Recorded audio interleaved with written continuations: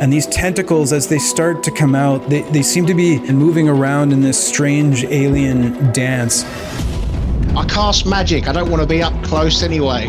Yeah, well, that's what you said last time. Yeah, I know. Are you trying to be better than Therampul? Are you trying to be adjacent to Therampul? We all have the same goal. Yeah. A moment on the lips, an eternity on the hips.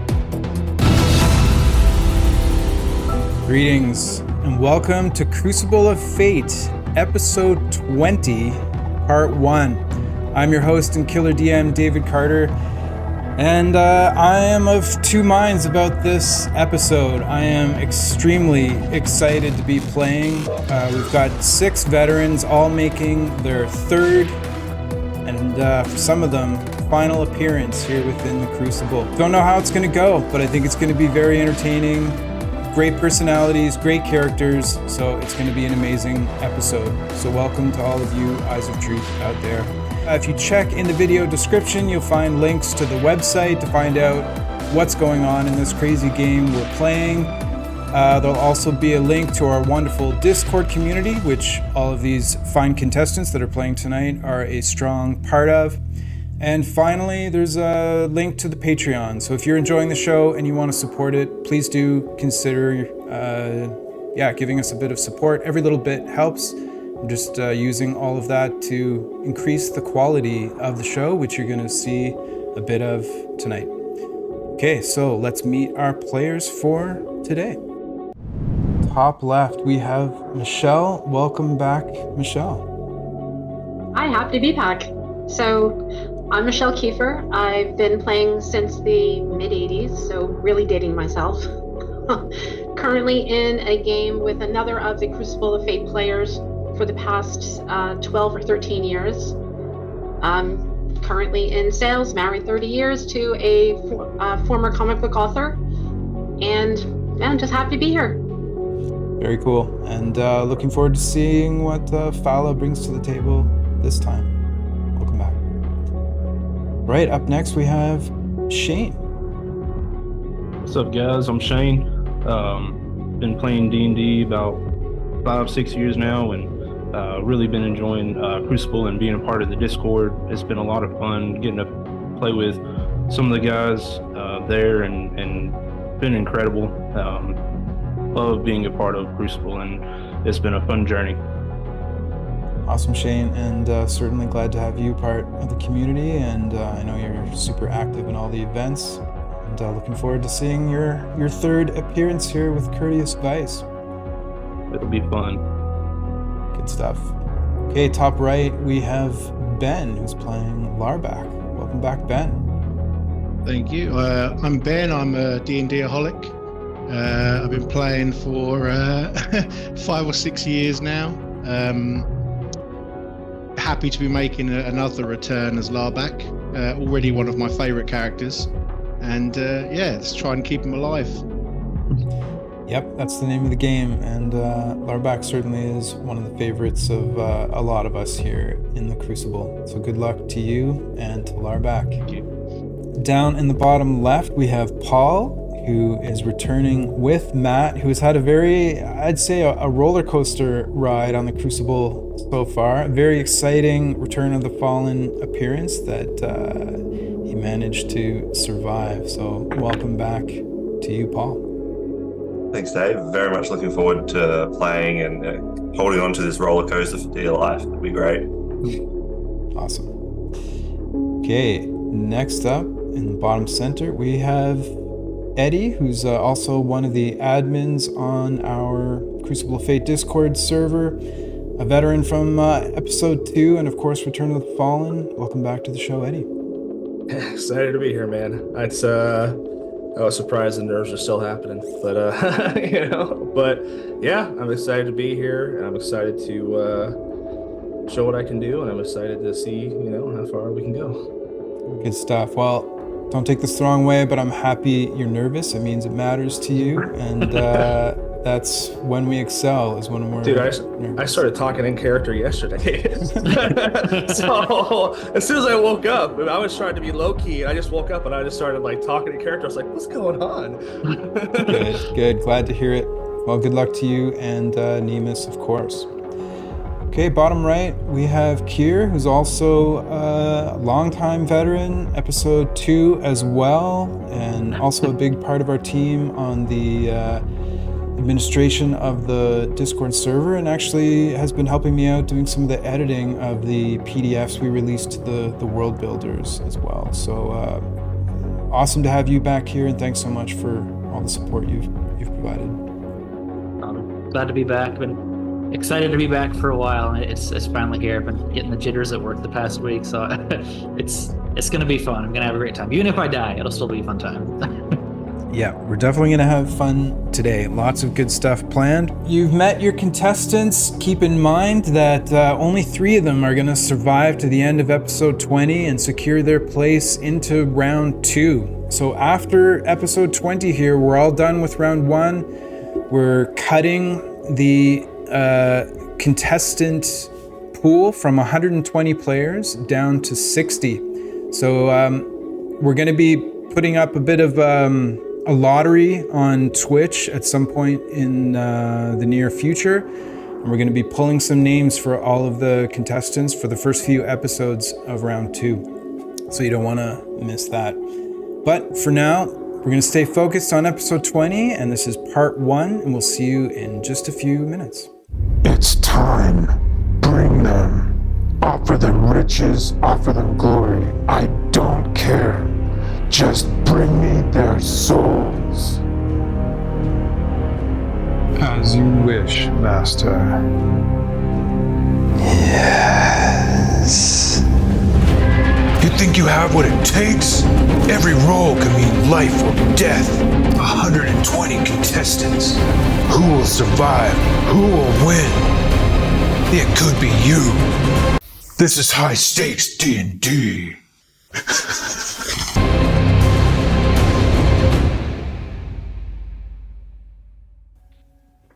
Consciousness returns to you all as the now familiar light blue light begins to radiate from somewhere within the Fate's Hand Tavern. And you now see that there are many holes within the circle of contestants, and about half are now gone. You know that it is your time to compete, and it's inevitable. The adrenaline that fills you knowing that your name is going to be called today fills you with both excitement and a bit of dread. And speaking of dread, you see Dregs standing in the center of the circle, looking around at all of you, one at a time. And he pulls the scroll of names from within his cloak and holds it out, arm extended, in front of him, preparing to read. But it is swept out of his hands by Tharamgul, who emerges from the shadows faster than you would expect, and faster than you've seen him move previously. Oh, that's okay, Dregs. This is a special occasion. This is our final event for round 1. I would like to do the honors myself. Dregs nods, with the light reflecting off of his grotesque mask. He just disappears in place, leaving a shadowy wisp as he's now gone from sight. You hear him reappear, his footfalls now in the shadows, standing along the wall, keeping a careful watch on the proceedings. As Tharamgul now grabs the scroll in his hand and does his own turn, staring up at the contestant circle. It is with a bit of sadness and still excitement that I look upon each and every one of you now. We're starting to see the field for round 2 being confirmed. There are only 3 of you that still need to be removed, ushered to your eternal suffering down here, allowing for the rest to continue in this life-altering experience that we call the Crucible of Fate. You know who you are, So let us not waste time. Excited to get this going. So, first, Fala Tuftler. And as your name is called Fala, you feel the magic that is keeping you suspended begin to give way as you slowly descend down near Thermgul. And you are aware of the eyes of truth, now 1,496 strong, gazing upon you, as the floor is now yours. Well, I guess this really is do or die now. And I have Valdahoon, I have Kukin,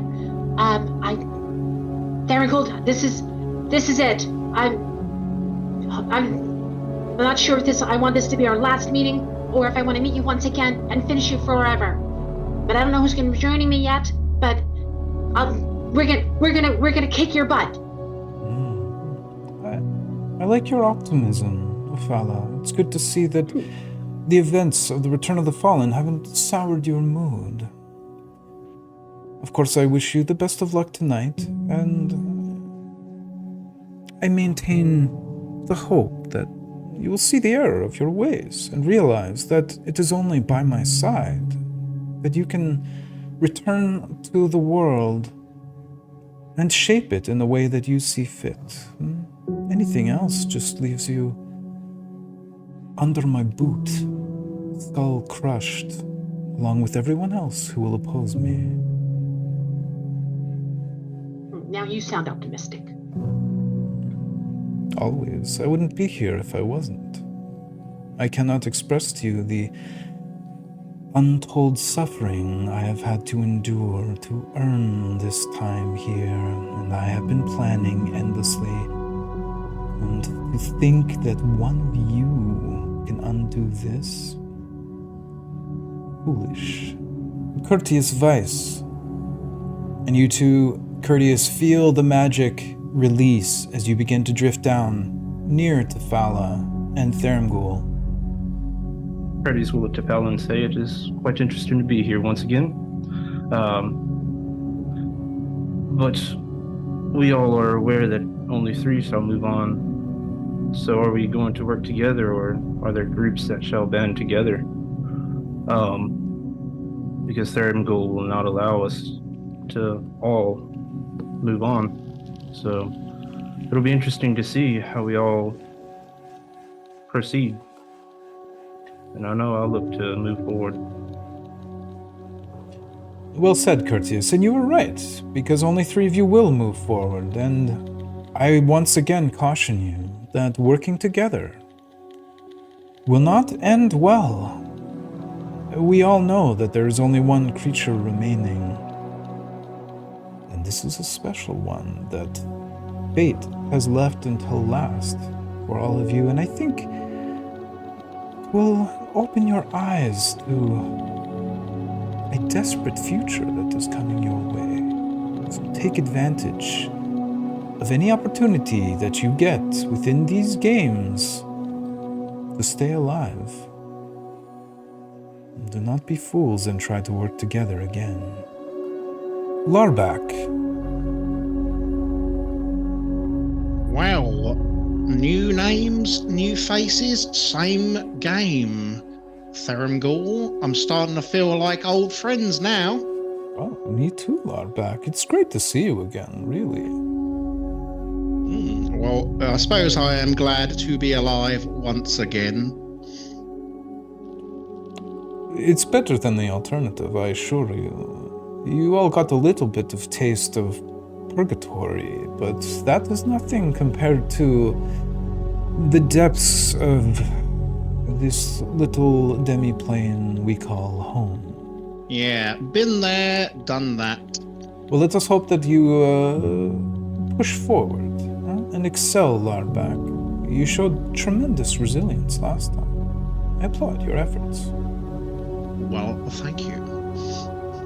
Matt. Crikey, Thermgul, that is the shittest job interview I've had for a while. I mean, you asked for a pest control, and then you killed me twice, or nearly killed me twice, and now... Is that a fucking rat over there? What the... Veronica, get that fucking rat!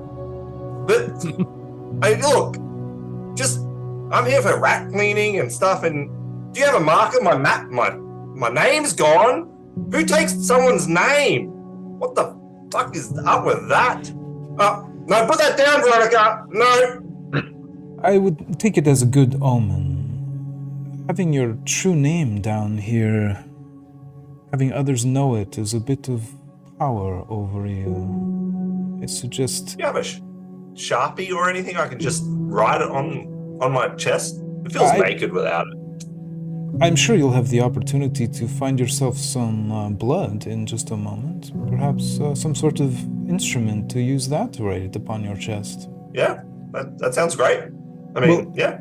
Matt, I am appreciative of you and your services being here, and you will see tonight that, in fact, your material plane is in need of your services as an exterminator. There is something heading your way that will sweep across the world like a wave of death and destruction. Well, provided it's rats smaller than this, that should be fine. I got it. I'm afraid I can't make that promise to you. Good luck to you, Matt. And next we have a relative newcomer, although a strong performance within Return of the Fallen, gaining a seat at the table, if you will, here in the Crucible proper. Nemus. So as he comes down, you see he was fighting it the whole time. He's just like, cover me! What the hell? He sees Theramgol, he gets a Cheshire cat grin, it literally is bigger than an actual grin. It almost goes to his ears, revealing a few canines. And, he walks up to you, kind of swaggered, and he goes, "Hey, come here, come on down here. Let's meet face to face, buddy. I've been wanting to meet you for a while." No problem. And Theramgol very gracefully kind of glides in front of you, and not necessarily towering over you, but being 7-ish feet tall, looking down at your 5'6" frame. He takes a bit of a knee to look at you eye to eye. Yes, wow, I appreciate that. I just want to let you know something. I am balance. I am nature. We see you. We know your plan, and we say no. I will stop you, Thermal. I will rip your heart out, and I will eat it in front of you. And I will burn you from this cancer like a plague. I like that confidence, Nemus. Perhaps you will see that I can twist it to be of more service, for I should not be the target of your ire.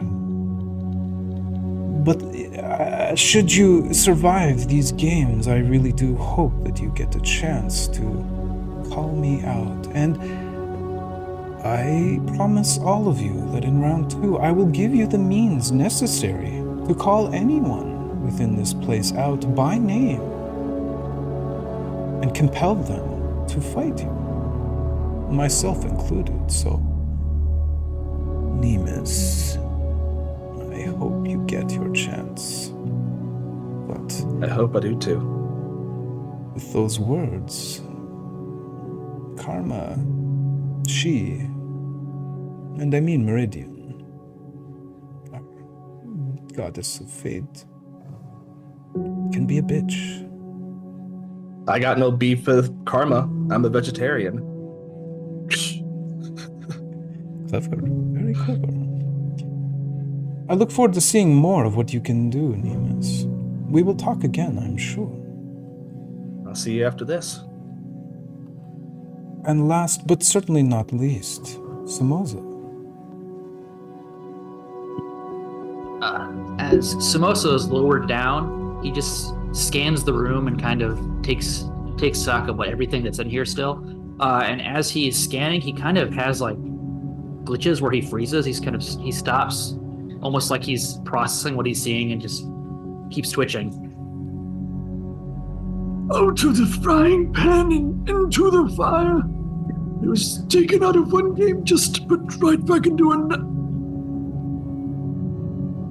Sorry, I've had the strangest sense of deja vu. Hello, I'm proud to be here. I'm trying to overcome my current undead state and perhaps live a little bit. And he will do a very weak, kind of very stiff bow to Theramgul as well as to the other contestants. Well, if anybody doesn't want to die again, just try not to die.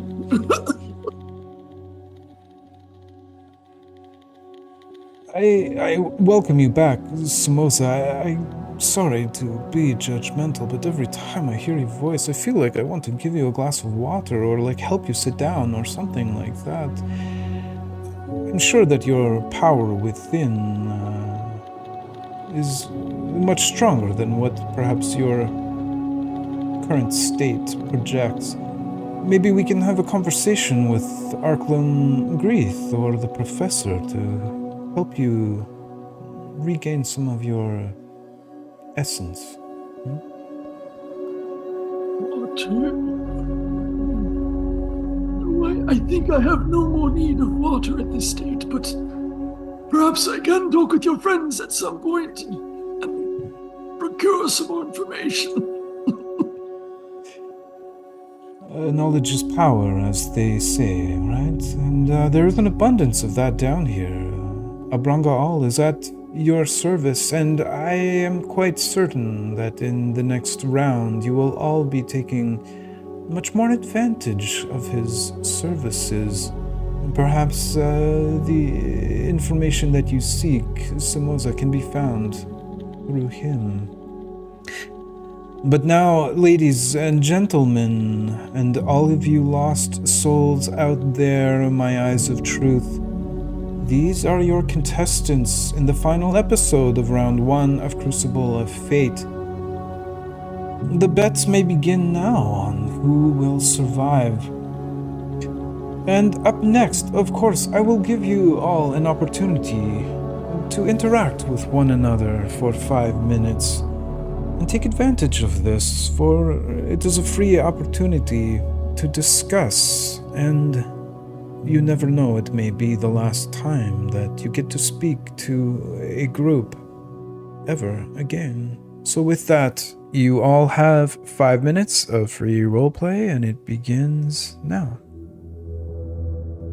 So it sounds like some of you have some issues with Theramgul. Curious as to what those issues have been. Everything. False advertising. Who puts up a poster and doesn't pay for services? Maybe he thought if you were dead, you didn't need paying. Is that you, Lairback? Last I saw you in dust. I am back again. Nice to see you, Matt. Yeah, you guys all seem like you got chips on the shoulder, though. Like, I take it you guys didn't come down here for a job interview or anything. No. No, definitely not. No.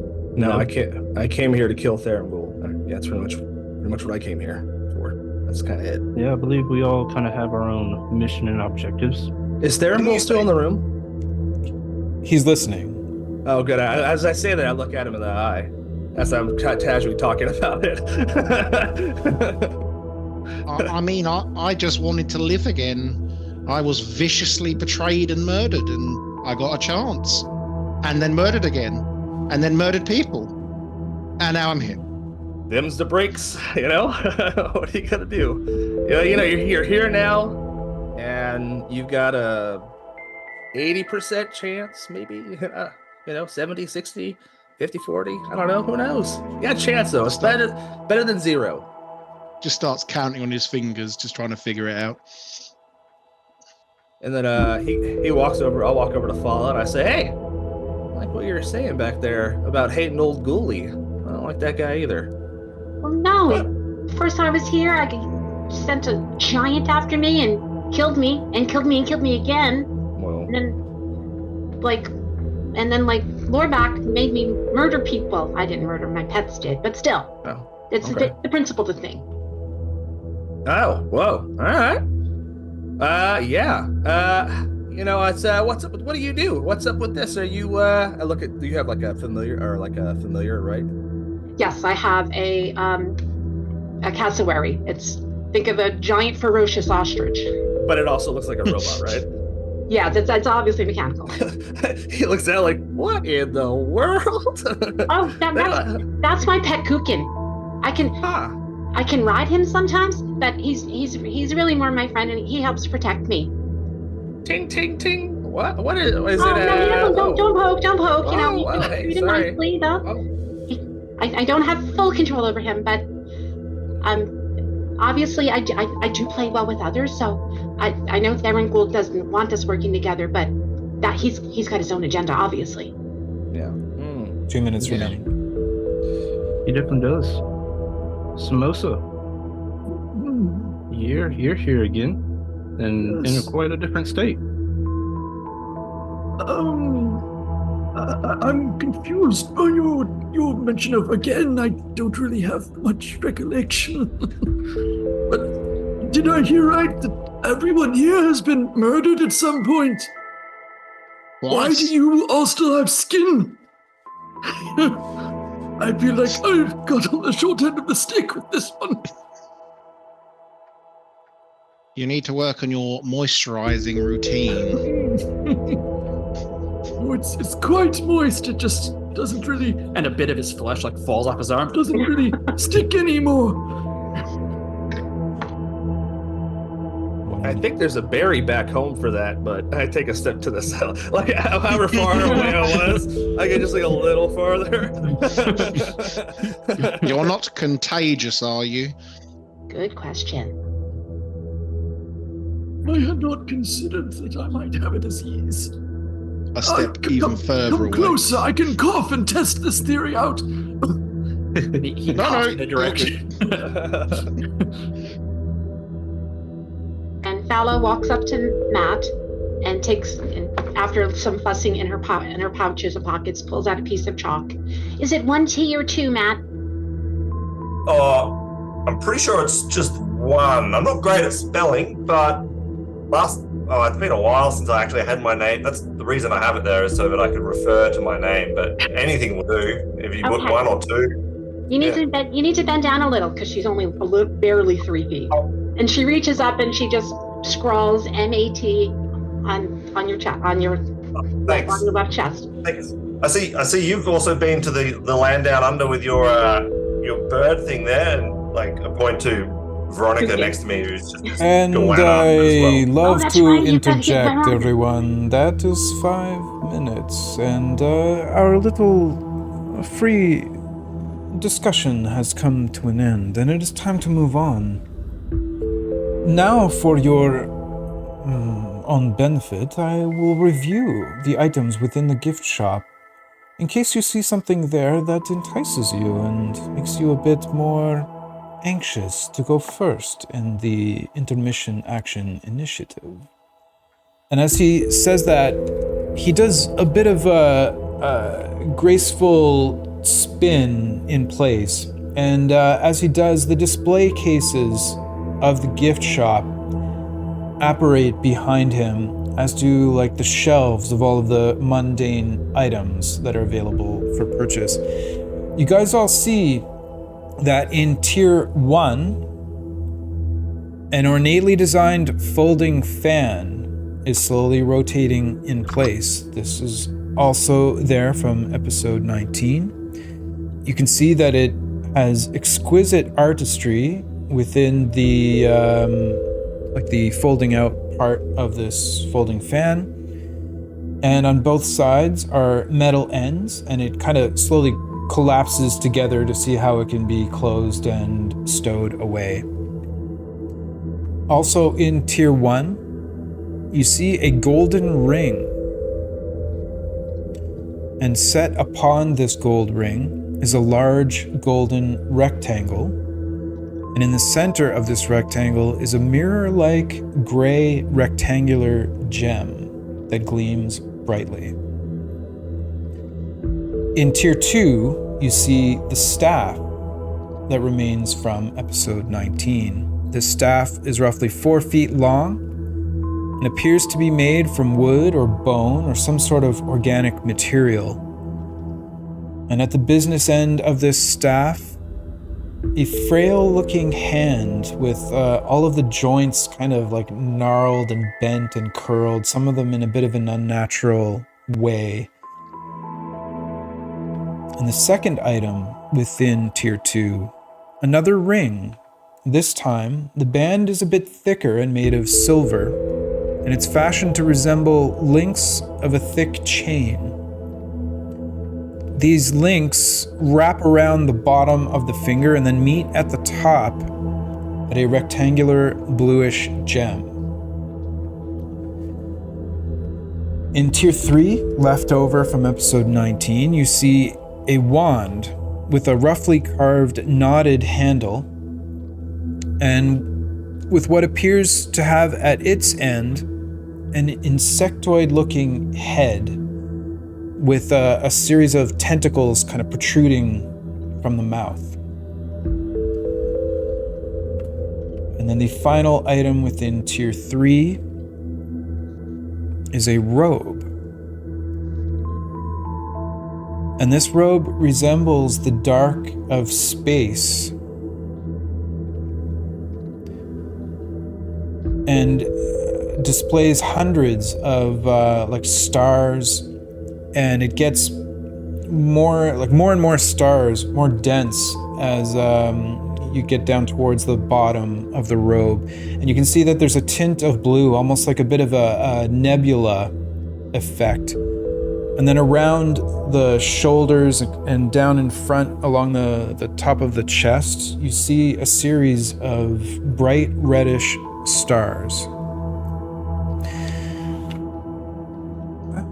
There you go, everyone. The items within our gift shop. And I assure you, each of them will have a potential effect on the games ahead of you in episode 20. I know that they come with a bit of risk, but the reward could mean the difference of you surviving or not. So please, don't dismiss them out of hand. I am offering you a great opportunity here. But I will not beg. At the end of the day, it's your choice and your soul. At this time now, we will choose who will be going first and the order in which our intermission action will be carried out. From top left down to bottom right, so starting first with Fala, 18, Courteous, 14, Larback, 7, Matt, 4, Nemus, 6, and Somoza, 14. Your mod is a 3. Courteous, what was your mod? 2. Somoza, I'll put you at 15. Okay, so we're gonna start intermission actions. I'm just gonna start with Fala and put the rest of you in the waiting room. Greetings, Fala. You're up first for your intermission action. Tell me, what would you like to do? I don't like anything in the gift shop because the price is way too high. But I would like to parlay with Matt.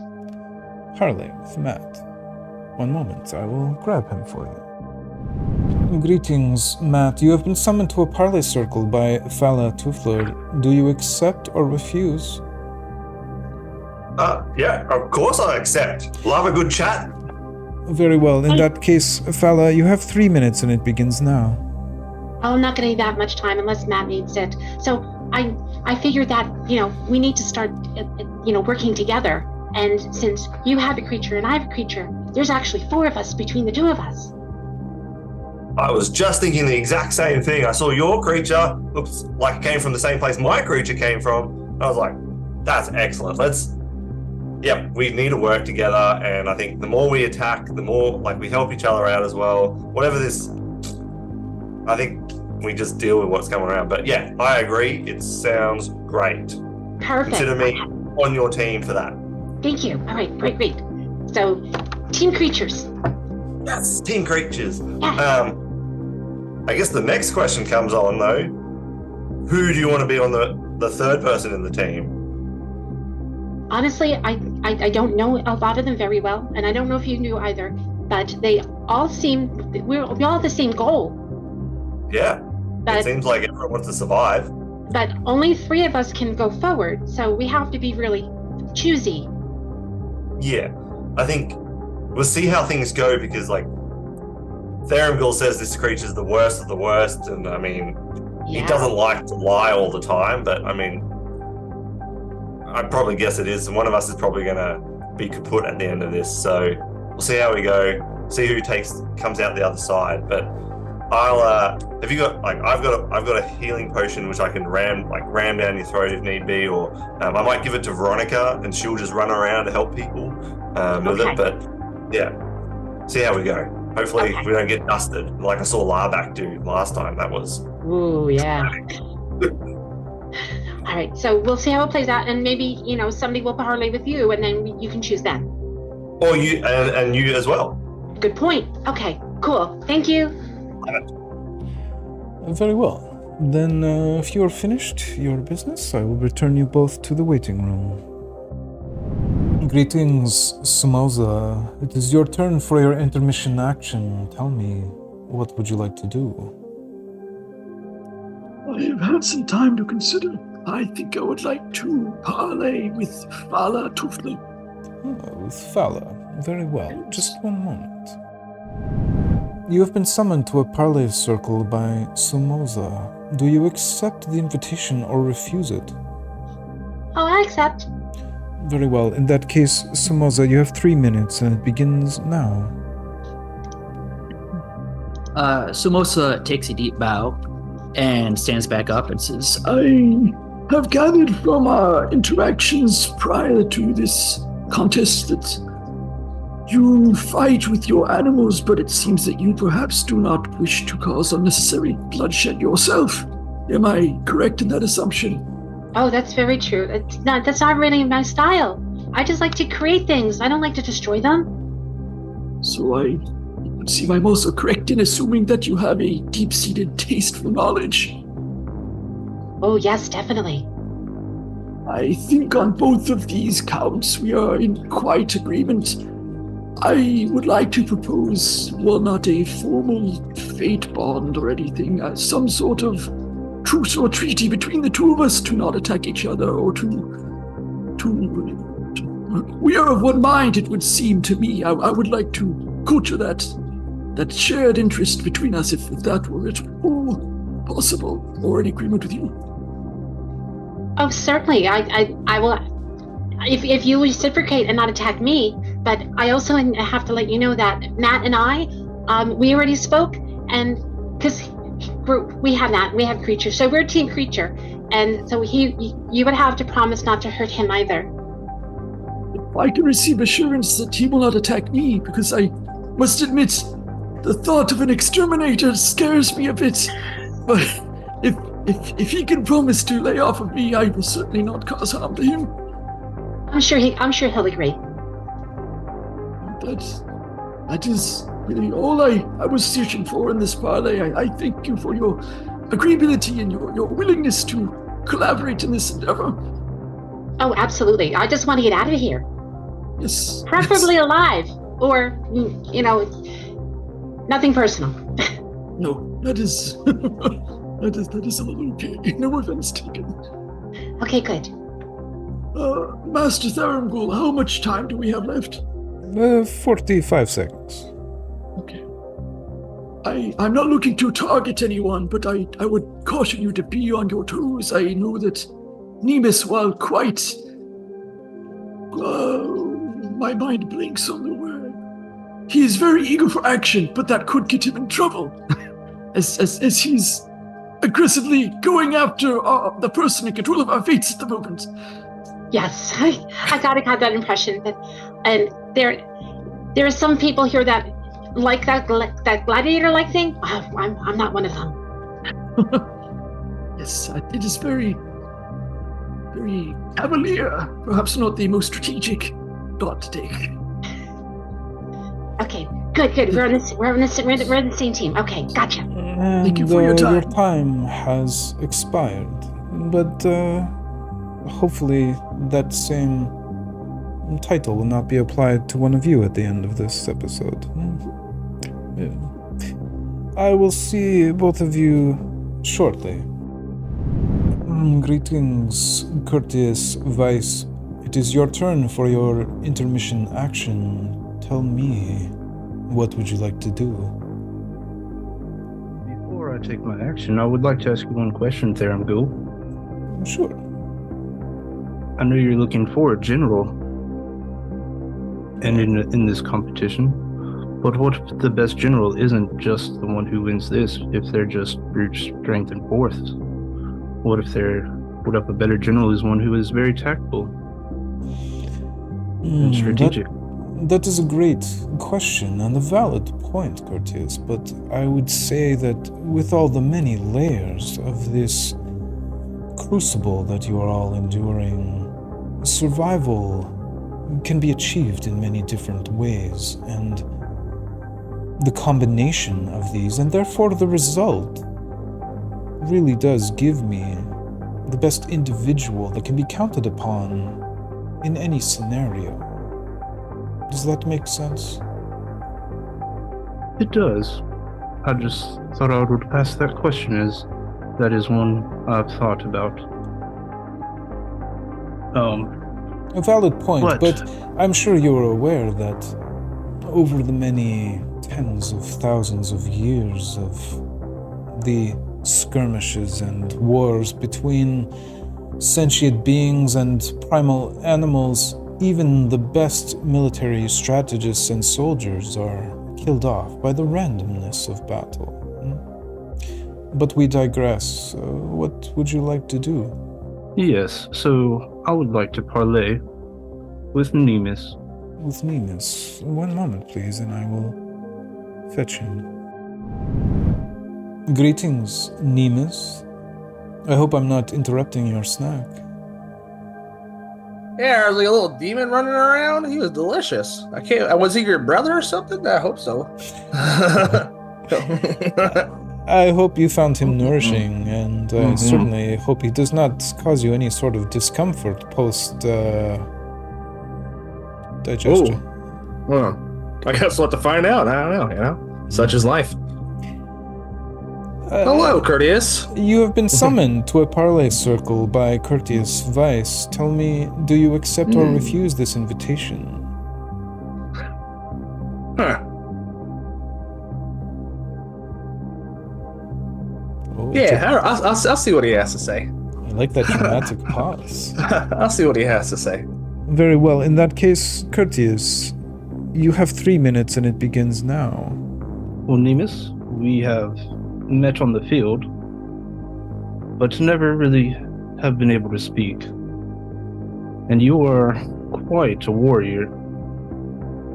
And so, was wondering how you would feel about a partnership.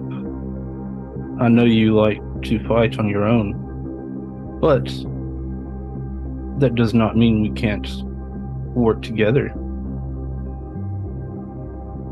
What's your goal here? Like with this whole place, what's your goal? What are you looking for? Because I'll be honest with you, after you poured acid on Stack, I think, I don't know, man. I'm more of a neutral. You know, why don't you hit me with it? Tell me what's going on in your head. Yeah, absolutely. So I do have my own mission and my own goal. I have some things I want to achieve, and I'm willing to do some things that, as you can tell, others might not.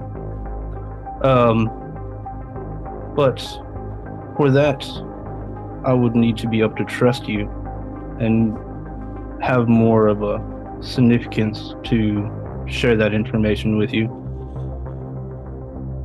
My goal isn't to work for Theramgul, if that's what you're wondering. Is your goal to be better than are we trying to subvert the I'm trying to go around what I'm really trying to say? Are you trying to be better than Theramgul? Are you trying to be adjacent to Theramgul? You trying to do your own evil thing that aids Theramgul, but he's not your boss? What are we talking here? Oh no, I do not have a boss. I do not aim for a boss. I'll tell you what. I'm thinking about it. I'll tell you what. tell you what. I like your moxie. So what I'm gonna say this. Okay, I like it. I'm thinking about it in my head while I'm talking to you. That's why I'm interrupting you. I apologize for that because we got 3 minutes. I want to say this. I won't soulbind with you, but I certainly will have your back in this next fight. Is that a deal? That sounds like a great deal to me. He puts out his small hand. Just shakes yours. All right. Yeah. He's not much bigger than you. He's only about 5'8", so. Yeah. I like your style. You know, I like that dark. I dig it. Thank you. Cool. Yeah. Yes. I do. Yeah. And I can help you in different ways. I won't get in the way of your prey, as I know you have stated that before. You like your own prey, and no aid in that, so I will let you finish that off. But I do one question before leaving. I'm afraid the question will have to wait, as your 3 minutes are now up. But good to see that you're maintaining your partnership. The last time that we met, I'm very curious to see how this will unfold. I will see you both shortly. Greetings, Larback. Hello again, Thurmgul. It is your turn for your intermission action. So I guess you know that we are halfway through these intermission actions, and it's been a little quiet, huh? It's something certainly to keep in mind. But now, tell me, what would you like to do for your intermission action? I think you probably already know what I want to do. Go to the gift shop. A little shopping will make everybody feel better. Hopefully I have a better experience this time. We shall see. What did you have your eye on, Larback? So many delicious and intriguing items here. Well, when I was counting my fingers earlier, I realised they were a bit bare. Perhaps a ring to adorn them. Does sound delightful, a bit of jewelry. Which one did you have in mind? Well, I don't want gold, that's a bit too garish for me. So, the second one, the silver one, with the chains, level 2. Very well, the tier 2. So, first of all, I need to know, do you want to keep this permanently or just for the episode? Knowing my luck, you might as well make it permanent. Permanent it is, Larback. In that case, it is time for you to give me a roll upon the wheel of consequence. An 11. Lose 1 spell slot from your highest level of spells. I think that's what happened last time. First Fate Sphere. First Fate Sphere.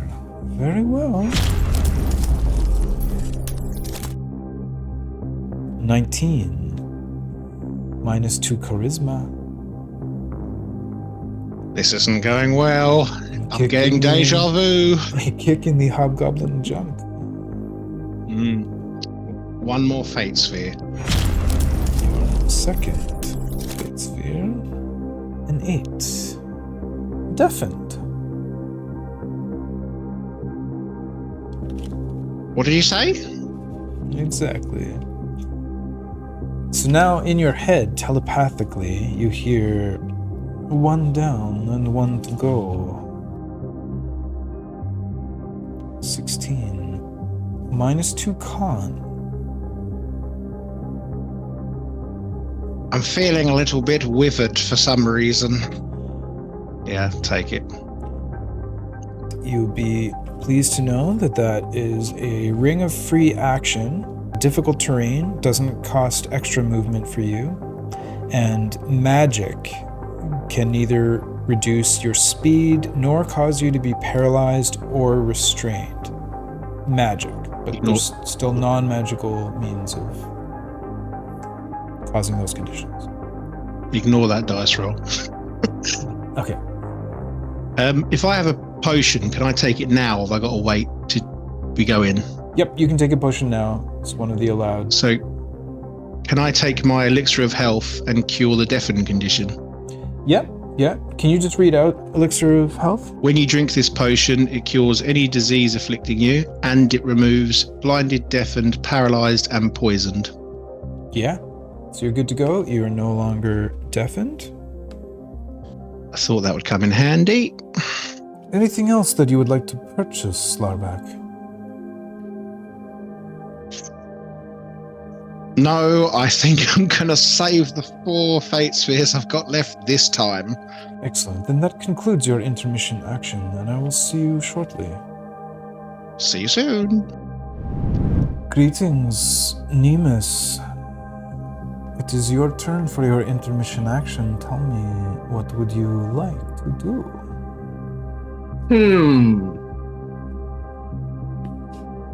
Let's go to the store, man. Let's go see what instruments you have there. I'm glad that you have bitten on the hook that I have provided. I'm sure you will not regret it. Yeah. Only one item has been taken thus far. From tier 2, the silver ring is gone. But everything else remains. What do you have your eye on? This is a sell your soul to the company store situation, huh? Pretty much. Just part of your soul. No, thanks. Hey, let me ask you a question as I consider my purchases here. Why are you doing all this? You mean the Crucible in general? No, I mean, you've got demons the size of the biggest oak tree I've ever seen in my life, which is a really big oak tree. Right out there, who are more than willing to kill a city or whatever the hell they have to do to, stink of blood or whatever the hell you guys rank each other at over here. What's that? Like, why not use those guys? Give me a persuasion check. Ooh, that's pretty good. 17. Well, Nemus, I do find you to be quite charismatic, despite the fact that you've threatened my life after I've been such a gracious host and pulled you from purgatory and given you an opportunity to escape. I mean, come on. Let's not let that separate us, though. We got a real thing going on here. I like that. Indeed. I, of course, cannot tell you exactly what I'm doing here. Let us just say that I'm taking an opportunity that I have earned to make moves. It's all about growing your level of power within the various planes of existence that make up our little multiverse here that you and I share.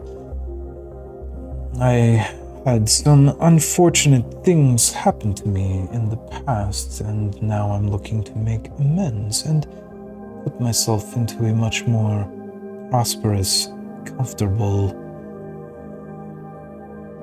Theramghoul-based future. I find you and I are in the same position. I want to get on up there, and I want to kill you. But I've got to really work my way up there first, you know what I'm saying? Like, you got to climb that crucible ladder, and that's what I'm trying to do. You do, and I'm giving you every opportunity to do so. How many soul points is that cloak? I think that looks really cool. He's had his eye on it the entire time, like out of the corner of his eye. That is a tier 3 item, so of course you must make 3 rolls on the Wheel of Consequence. But it wouldn't be a tier 3 item if it wasn't extremely valuable. Whisper here, get it too. Even that wand is quite powerful, Nemus. What about that back scratcher? The one with the hand on it? Yeah, it is a substantial item. Certainly not as powerful as the other 2, but each thing has its place and its cost. How much is the back scratcher? 2 rolls. 2. I'm gonna do 2. Might as well do 3, right? You know what? Right now. In for a penny, in for a pound. I will. Okay. A tough call, I know, but believe me, I enjoy watching you suffer, even in this little bit of indecision. Yeah, no, I could tell. I know. I can't see your face, but I could see the hair, kind of your brow rising a little bit, and I could see it. You can see my face. I'm so sorry. Yes, I can. You shouldn't be so handsome. Get out of here. I try to block him out of my view so I can concentrate better. Yeah, I'm gonna go for the 3. I'm gonna do the 3. You know what? You live once. You only live once, right? Most of these other maybe guys, twice. maybe twice. Who knows? Let's figure it out. Okay, so which tier 3 item? The wand or the robe? You know which one it is. It's the robe. The robe. And would you like it permanently or just for this little episode? I could smell your bloodlust. Jesus, dude, take it down a notch. I could feel that on me. Yeah, I'll make it this. It's a tough that call, will isn't make it this episode. No, and this episode. Yes, this episode. Only this episode. Very well. Then I need your first of 3 d20 rolls, please, Nemus. 13. Lucky number 13. Slowed. Ooh, I'm gonna use a fate sphere on that one. I can't do slowed. That is not a surprise to me. Oh my god! Oh, Fate, she is a fickle bitch, huh? Nemus, I can't say. I can see how destroyed you are here, but... You know what? Fuck fate. Fate has nothing to do with it.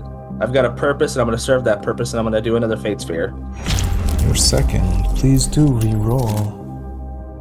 Take your time, though. I know you're slowed. Oh, I don't know what that is, but I feel better, but I shouldn't. Blinded. Okay. You're good with that one. Okay. So, first of 3 is blinded. Go ahead and give me your second one, please. Okay. 3. A homebrew condition called Hampered, which means that your attack rolls are at disadvantage just for this episode. I'll take it. 16. -2 con. Okay. I think your cousin Jerry is not going down great. I don't feel so good. I warned you. Sometimes they taste good. A moment on the lips, an eternity on the hips. There, Nemus. You know what? Yeah, it's true. I will say one benefit is I don't get to see that ugly mug. That's fair. That's fair. But now that the ugly part of our business is out of the way, I'm delighted to inform you that this is a robe of scintillating colors. So the robe has 3 charges. It regains 1d3 per day, so per round essentially. Like in between rounds, you get a long rest and you recover 1d3 charges. For 1 charge, you emit bright light for 30 feet and dim light for an additional 30 feet. However, creatures that you can see, and you're going to have to double check the wording on this, but I think it's creatures that can see you have disadvantage on attacks against you. And any creature within that 30-foot radius of bright light, the moment you activate it, have to make a DC 15 wisdom saved, or they become stunned until the end of your next turn. Wow. Yes, heck yeah. There's a reason it is tier 3. Wow, that's great. I can't see anything, so I'm gonna need you to tell me. Do I look good in this? It's like backwards. Do I look good in this? Is that how you do that? You look brilliant. Thanks, buddy. Right, I'll be with you in just a moment. Huh? That looks great on you, though, really. Oh, thank you. Greetings, Matt. It is your turn for your intermission action. Tell me, what would you like to do? Sarangul, I've been thinking about this quite a lot. You say whatever's coming at us is big, nasty, bad. I like to know about my stuff, and I want to know if the archivist knows what about this stuff. So let's go see the archivist. Before you make your final decision, the archivist cannot tell you about current rooms that you are facing, only previous rooms or creatures that have already been encountered. Now, mind you, this will change in round 2, and you will be able to ask him questions about what you are about to face. So that may change your mind on what you want to do.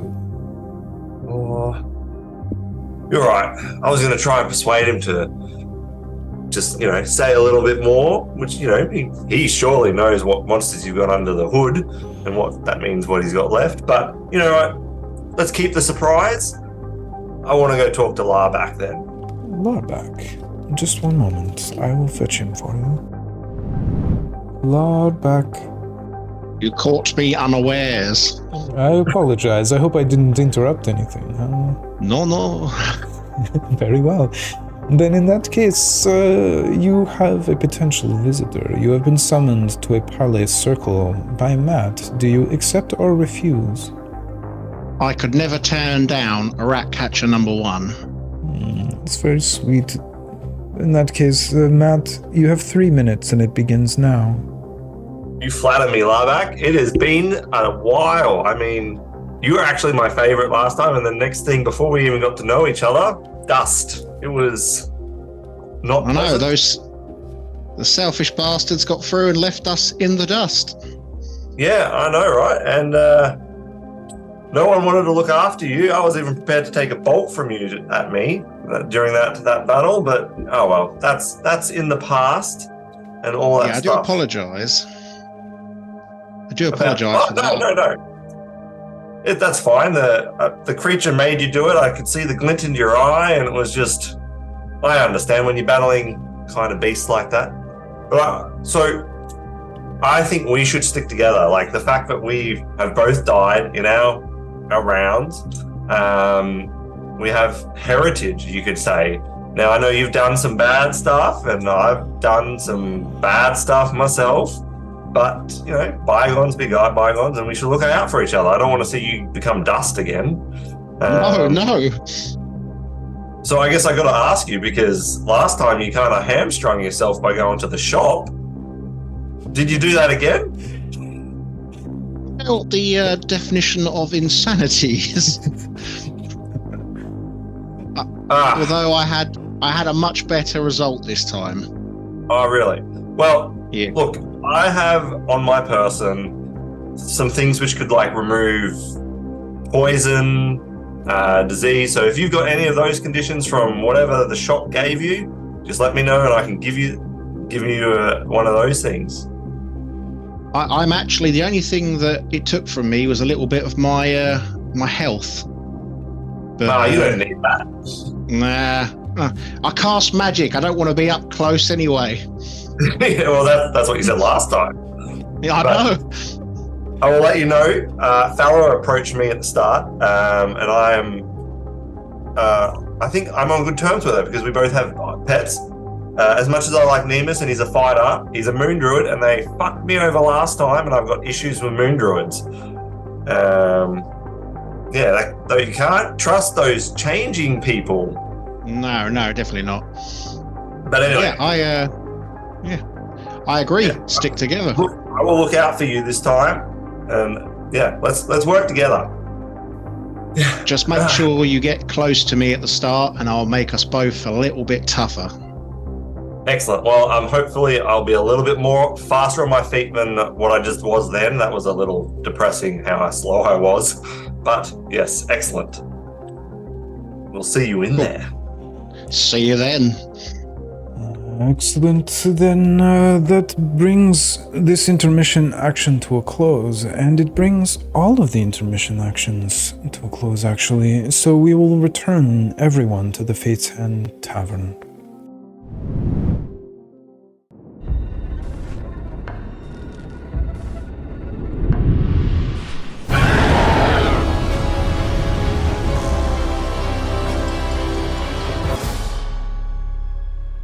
As you all return from your waiting area, from the Intermission Actions, you see Tharamgul standing in the middle of the Fate's Hand Tavern, arms wide, slowly clasping them together as he sees your return. All right, so business has been concluded, everyone. There's been a lot of deals being made, items being purchased, plans have been put together, and now we just need to see how they survive within our game. I'm looking at each and every one of you here in turn, and I can see the anticipation and adrenaline coursing through you. I can see the conflict burning within, knowing that you've met such fine mortals such as yourselves and have no real desire to kill anyone. But alas, that's what you're here to do. For my benefit and for the benefit of the 1,496 pairs of the eyes of truth that are now watching you very intently. The bidding has begun for your eternal souls. Now it is just a question of who will perish first. Before we move on to selecting our lair, is there anything that any of you would like to say to the eyes of truth? I'll give you a brief moment here if you wish. Did you say so many things about eyes and seeing because you know you made me blind? That's very cruel. I did not make you blind, Neil. Your shop magic did it? Perhaps your greed did it, huh? Your burning desire to win. I hope that your purchase works out for you. And you can all plainly see now that you're back in the Fate's Hand Tavern that Nemus is wearing a very interesting looking robe, which has hundreds of stars upon it that get more and more like a more dense star field the lower it goes, with several very bright stars around the neck and above the chest. But it's totally crooked on him because when he put it on, he was blind. So it's like. At least your arms and head are through the right holes, Nemus. As far as you say, demon, I can't trust you. That is true. Someone else confirm this. You cannot trust anyone in here, and you are wise not to trust me, Nemus, most of all. Well, that's okay. I'm gonna kill you anyway. It's gonna happen. Like, this is just one step for me to just like destroying you. You know, I'm gonna climb that ladder. I'm gonna get you. It's good confidence. I look for this in a leader, and I hope that as my right-hand man, Nemus, you will bring this fortitude and will and desire to my aims and your own. I'm ashamed at myself for feeling good that you just said that to me. So I need to really figure out what's going on with me. No, not at all. I hate you. We're off to a great start, you and I. Huh? The conflict that you had deciding whether or not to purchase your gift shop item was delightful for me. Yeah. I know that it was not easy for you. No, I thought I could feel your rays of enjoyment just kind of washing over me as the sweat from my brow fell. It was terrible. Ugh. Anybody else for anything to say before we move on? No? Very well, in that case, we must normally select our lair for hunter and hunted. But this is the last creature. And for those of you keeping track, this would be lair number 14. And I would like to call this one a wake-up call. For you're about to engage with something not of your world, not of your plane. This truly impressive specimen will open your eyes to the dangers that all sentient races upon the surface of Oriah will face here. So in a way, I'm doing you all a favor, giving you a bit of forewarning of what is to come. I will not shy around the fact that this will be the worst battle that any of you will witness or take part in. This creature has no mercy. It cannot be bargained with or reasoned with, and it will not stop until you are dead. Exciting, huh? He's just trying to scare us, guys. He's just saying that we're gonna get in there. There's gonna be like a bunch of fluffy bunnies. Watch, you'll see. Well, I won't It's see. worked on me. A death by flumps, perhaps. Oh, Little pillow fight. Or Nemesis, we won't tell you what it looks like. You'll be perfectly fluffy bunny. Awesome. Thanks, guys. Why does this fluffy bunny smell like blood? It's just a wee rabbit. So, our first step. If you would all follow me, please, into the gated gallery. It is time for us to move into the battlefield. Follow me. And you see Theramgul do a quick little turn with his back to you. Perhaps one of you could give Nemus a hand.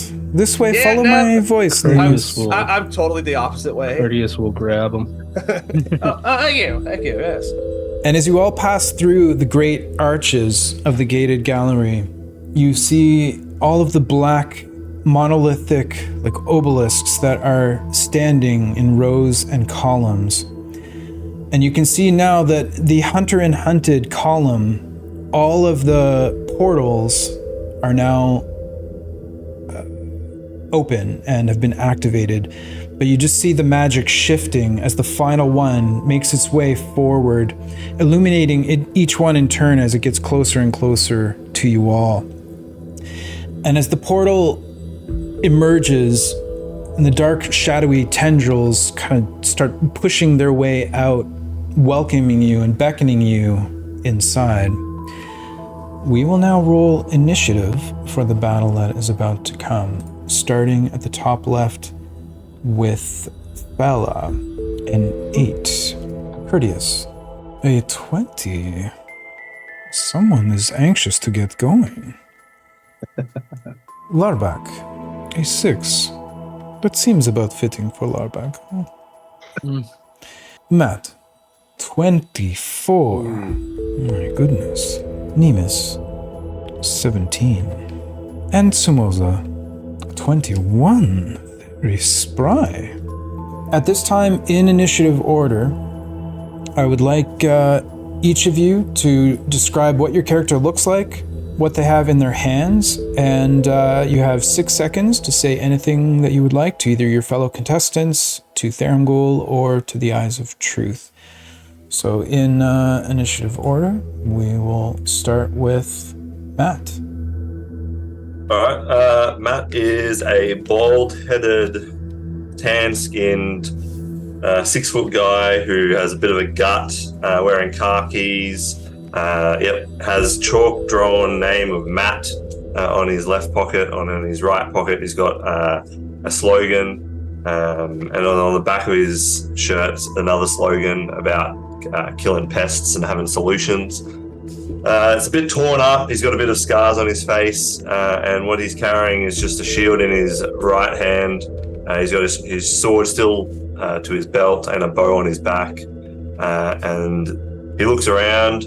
Like, where the hell did Veronica put that down? We're going through the portal. Let's go, Veronica. And you see this goanna, about a 5-foot long goanna, just walk up next to him, drop a rat next to Theramgul, and we walk through the portal together. Thank you very much for that gift. That's very kind of you.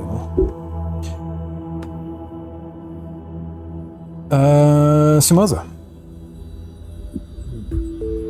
Sumosa is a 5'9", looking maybe once humanish type of thing.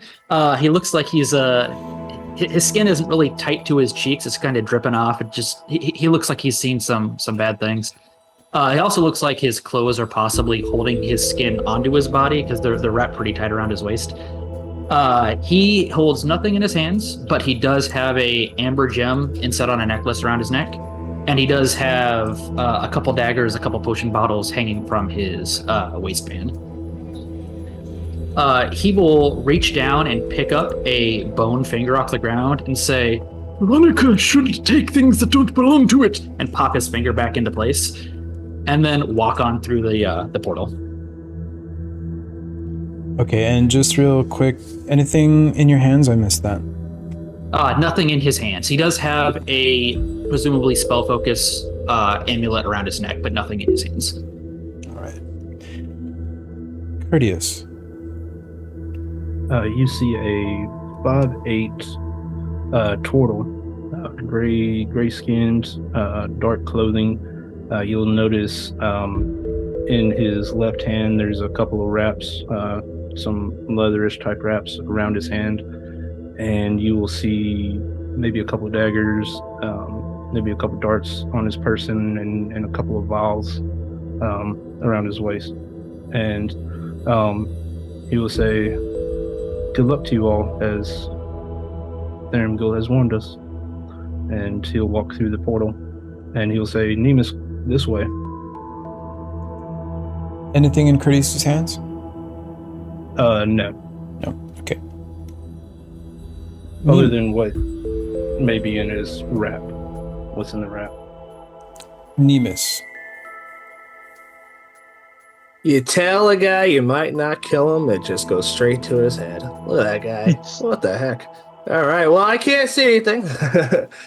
Nemus is a very Panish type of character. He's very slim, slender. You know, at certain angles, could be a boy, could be a girl. He's androgynous. He's just like a figure. And he has a leather jacket on. He has some like green pants, and he looks, as he walks around, you smell like flowers and fresh grass. He has kind of like a Cheshire cat smile that goes from like as big as you could possibly can, and he has a wood type of shield in his right arm. It looks like a bunch of gnarled branches that look like a kite shield that have come together. And then he has a similar style mace on his left side with a crude rock that looks almost like the plant grew out of the rock, and he has it on his side. He also has a potion around his neck on a chain, and he's currently wearing maybe a little oversized starry, really cool looking robe, man. And he's blinded, and that's okay. We're gonna figure that out. So as he steps through where he thinks he's going to the portal, he literally, see ya, flips off Durangles and see ya later, asshole. And he continues walking through the portal. Fala. Fala pushes Nemus to make sure he's going the right way. Well, thank you. She's just barely 3 foot with her goggles. So she's purple hair. She's wearing black coveralls and a white like lab coat. And lab coat's smudged, face is smudged. You don't know whether it's dirt or grease or whatever. And she's got just again a bunch of pouches and pockets. She's dressed very utilitarian, and then she's got all these extra, like I like to say, Rob Liefeld level of pockets and pouches. in her hand is she has a hand crossbow, and other is just a plain metal shield. And with her though is her 6-foot cassowary, Kukin, who looks like basically a dinosaur. But it's just a bird, and she just looks at Theragun and just glares at him and hops up on Kukin and walks through the portal. All right, finally, Larback. Larback is a very average-looking hobgoblin. He's got red skin. He's wearing tattered black robes with what looked like a once nice gold trim. He's covered on his shoulders with a bit of dust that just won't seem to go away now. Around his wrist, he has a crystal hanging just from some woven cord. And he has some potions around his belt and a backpack that looks like it doesn't suit him, with the odd tools just strapped to the side of it. He looks very uncomfortable with it, and he just looks at the backs of everyone, sighs, and then follows them in. Okay, and anything in your hands, Larback? There's nothing in my hands at the moment. All right. As you all step into the portal, you feel the familiar sensation of the many pairs of shadowed hands grasping at you and pulling you deeper into the portal. After several moments of moving through the darkness, you kind of relax in one sense, knowing that you're not going to fall. There's nothing immediately bad happening to you as these hands kind of pass you from one set to another towards your intended destination. You find yourselves, unlike before where you kind of appeared on the ground, you find yourselves in the air looking down at a battlefield. As you begin to slowly descend, what you see is a room that is 80 feet square and 50 feet high, and the walls and ceiling appear to be made out of solid stone. The areas here within the battlefield that look like stone, so all of these gray tiles, they are in fact stone as well. You can hear like a soft squelching noise that's just echoing throughout this chamber. It's very low, and you, in volume, I mean. And as you're descending, you see that in the spaces between the floor, there's this greenish, viscous liquid that's just slowly kind of bubbling. And as you focus on it, you also feel that within this room, there's a very acrid odor, kind of like stings in your nose or the back of your throat as you're breathing. And it starts to also affect your eyes, not so much that it causes any sort of mechanical disadvantage, but you almost have to squint and like tears begin to run down your eyes just from the noxious fumes from whatever this liquid is.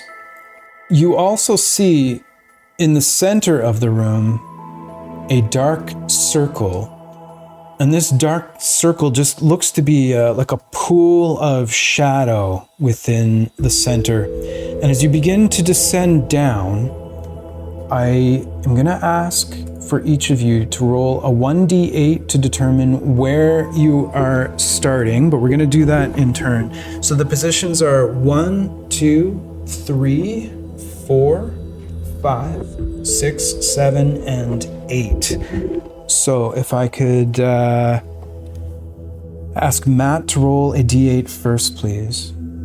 A 1. Samoza. That is an 8. An 8. In the opposite corner, Courteous, a 2. Nemus, d8 please. A 6. A 6 brings Nemus right here, and there are 2 condition markers on Nemus. One for him being blind, and another one for something that you guys are not aware of. Tell me, guys, is it bad? Not yet. Bella. Bella is a 3. Kukin?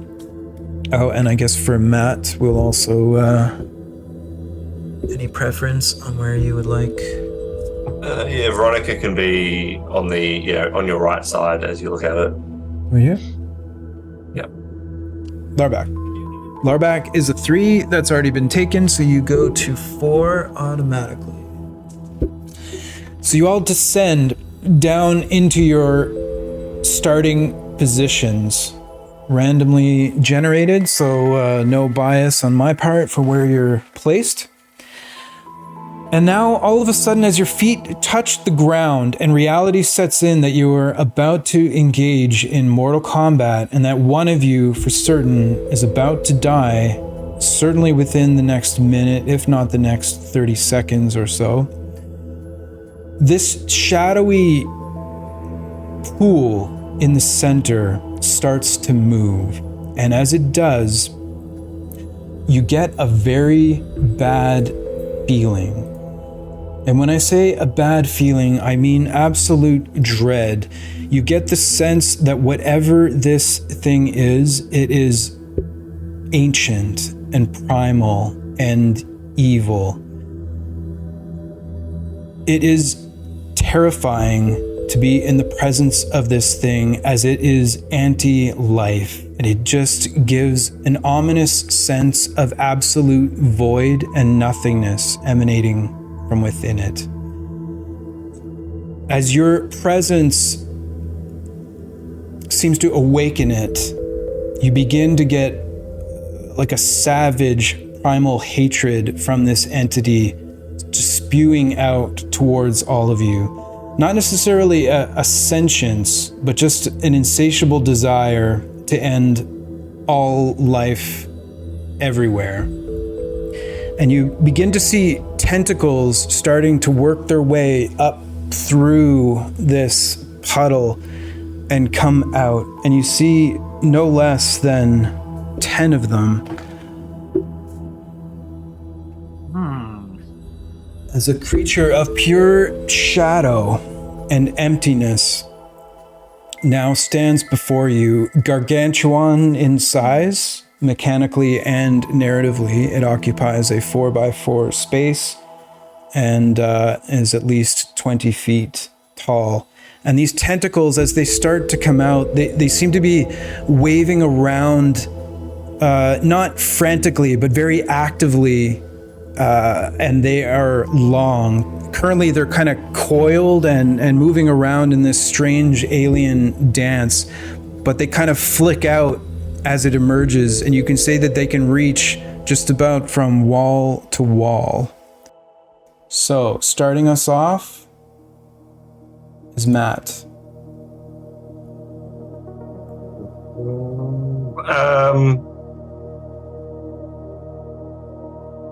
And actually, Matt, before you get going, you hear a voice echo throughout the chamber.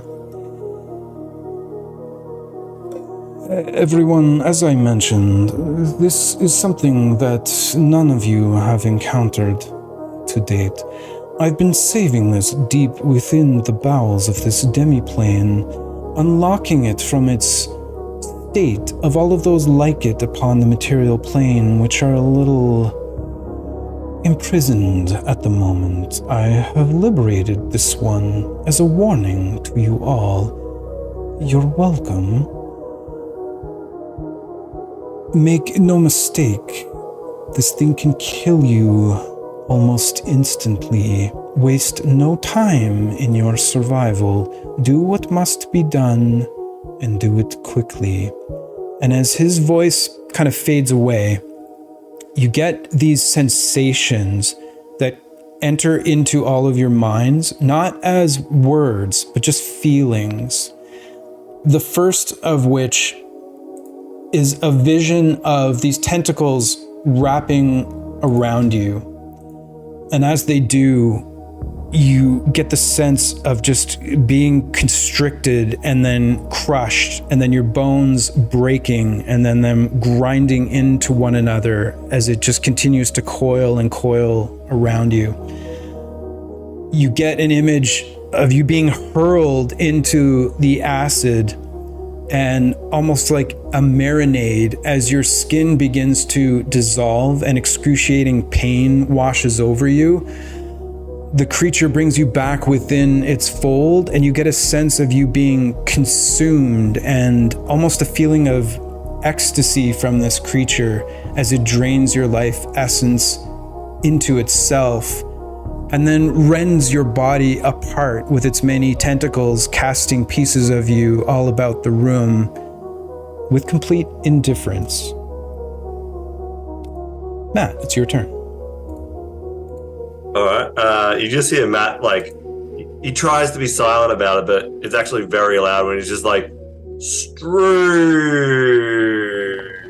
And he just, like, pauses for a second to just comprehend death. Before he then just, like, sort of wakes up, shakes himself, looks around and goes, all the best! And he will jump, I guess, walk up towards one up and try and get towards Larbak. Yep, so 30 feet of movement gets you here, no problem. Yeah, and I'll say, I hope you know what that is. I think it's, best to not. And that's all he'll say. It's in a faltering speech. He'll take the dodge action for now, and he will, as a bonus action, command Veronica. He's like, "Yeah, Veronica, you just go test that thing out," and commands Veronica to go attack it. Okay. So Veronica has 30 feet of movement. Okay, so you're actually engaged with it here. It does occupy that space that's diagonally ahead of Veronica, but I mean, you still have 5 feet of movement if you want to go to one side or the other. That's fine. Okay. And she will attack. Okay, let's have an attack roll. Probably won't hit with a +3. +5, so 9. 9 to hit. As her, does she attack with claws or biting or? A bite. She tries to bite it. Yeah, so as she snaps at one of the tentacles, she clamps down on just a wisp of shadow, and the tentacle is already passed by. All right, that's my turn. The creature is going to use the first of its 3 legendary actions for this round. As you see the tentacles begin to whip around at all of you, there's more than enough to go around, and the first tentacle is heading towards Courteous. Fate Spear. First Fate Sphere for Courteous is used. So we pick another target, which is a 4. Yeah, Fate Sphere. Fate Sphere for Matt. His first, a 1. Bala. Oh, I'm Fate Sphereing that one. Love it. This is just the legendary action tentacle, and everybody's going crazy.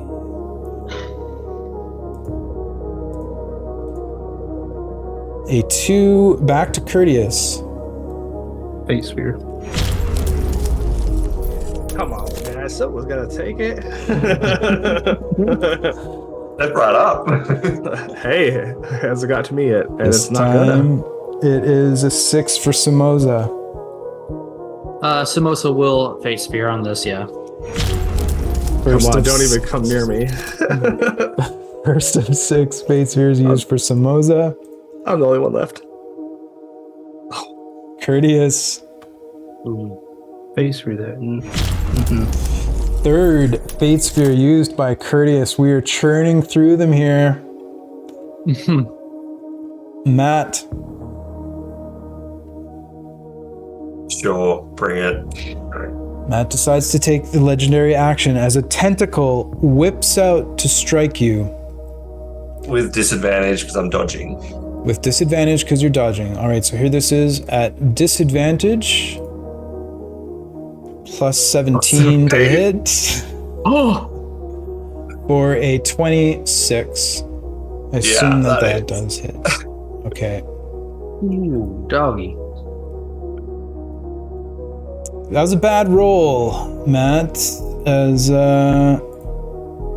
these dice would disappear as you take 24 bludgeoning damage as the creature's tentacle wraps around you and begins squeezing. And as a side effect of these tentacles, you are grappled, which means that your speed is now 0. I just look at Larvac, I'm like, help! So the legendary action is over. We're now returning to the initiative order. So Samoza, it's your turn. Samosa, seeing that his jaw will drop agape and he will shove it back into place and say, That looks dreadful. and he will extend his jaw forward and smoke just begins to pour out of it as he will take his bonus action to shift into form of dread. Okay. Bonus action, form of dread. So I believe you get to roll for some HP. Yes. Rolling that right now. Okay, and I'm going to put this magical effect condition marker on you for your form of dread. Yeah. That is a roll of 2 plus 2 for temporary HP. Okay, sounds good. And as the smoke pours out of his mouth, it wraps around him, kind of hides him from view, and then forms into a very, very nice black cloak. His amber necklace also fuses to form kind of a bright orange cloth choker around his neck. Very cool. And he will then take his action to cast Blade Ward on himself. Blade Ward? Yeah. Saying, I don't know that this will do much, but he throws up his hand and has like a little shimmery barrier between him and the creature. Okay, I'm going to put a second magical effect marker on you here, or your Blade Ward. What does it do? Want to read it out? You extend your hand and trace a sigil of warding in the air until the end of your next turn. You have resistance against bludgeoning, piercing, and slashing damage done by weapon attacks. Okay, sounds good. Anything else for Samoza? He will... previously he had purple kind of mottled falling apart fairy wings kind of hidden behind his clothes. As he shifts, those transform into enormous skeletal wings, and he will fly 5 feet off the ground. Okay. And we'll just keep a note, and everybody try to remember, I've got it marked here, that currently Samoza is at 5 feet of altitude. So as if you're standing on a 5-foot invisible block. All right. The creature will now use its second legendary action for the round to make another tentacle attack. Matt. Yeah, I'll burn a fate to him. You are already grappled, so actually you don't need to use a Fate Sphere. It's going to go after someone that is not currently grappled. No. I'm just a follower, man. I want to do a Fate Sphere. Third Fate Sphere used by Nemus. I have a question on that. Yep. With him being blinded, is a Fate Sphere a player action or a character action? If he can't see the attack coming, would he be able to Fate Sphere it? Yeah, so we've kind of established as canon that Fate Spheres are supernatural, and so it provides him a little bit of a knowledge that something is coming and allows him to alter fate if he chooses. Okay. Don't want to be a jerk. I just want to know the strategy rules. Yep. Yeah, wow. totally. Thanks, buddy. No, I'm kidding. No problem, buddy.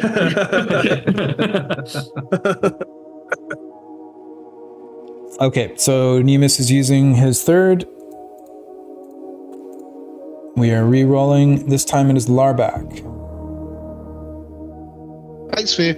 All right, that is also Larback's third. 6, Samoza. Samoza will take it. Samoza will take it. All right. Straight attack on Samoza. Yes. There's a 24 to hit. Definitely hits. Where your Blade Ward takes what would have been 22 damage and cuts it to 11. As you feel it start to tighten around you too, Samoza, but the blades you have up are cutting into it and it's not able to grip you as tightly. However, you are also grappled.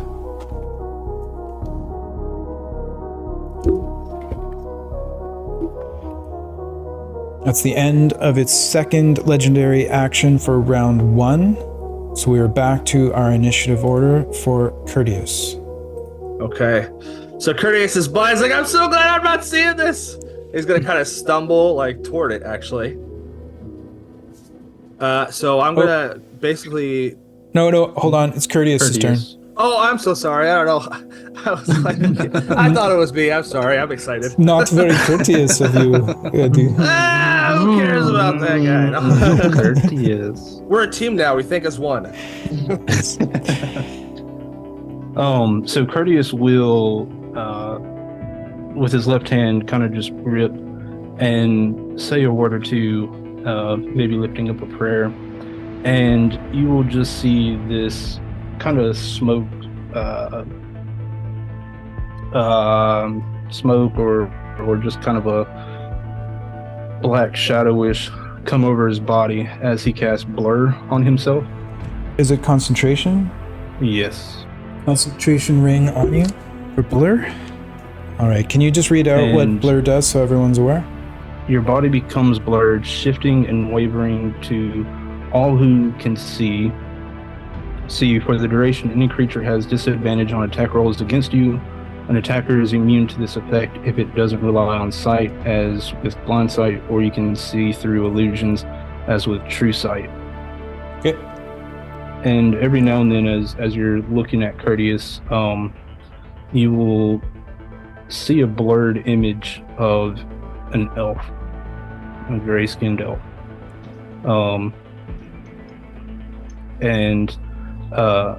He will then also start to hold his breath after speaking his little prayer. And he will end his turn where he's at. Okay, ending your turn there. Then that means it's the creature's final legendary action for round 1. Third and final. Yay! As another tentacle comes swinging around, this time towards Nemus. Boo! I gotta have a tentacle miss me the first time. I can't have it hit me, so I'm gonna have to use my Fate Sphere to try to have it not hit me. Okay. Fate Sphere 4th being used by Nemus. And that brings us back to Nemus. As I was walking it off.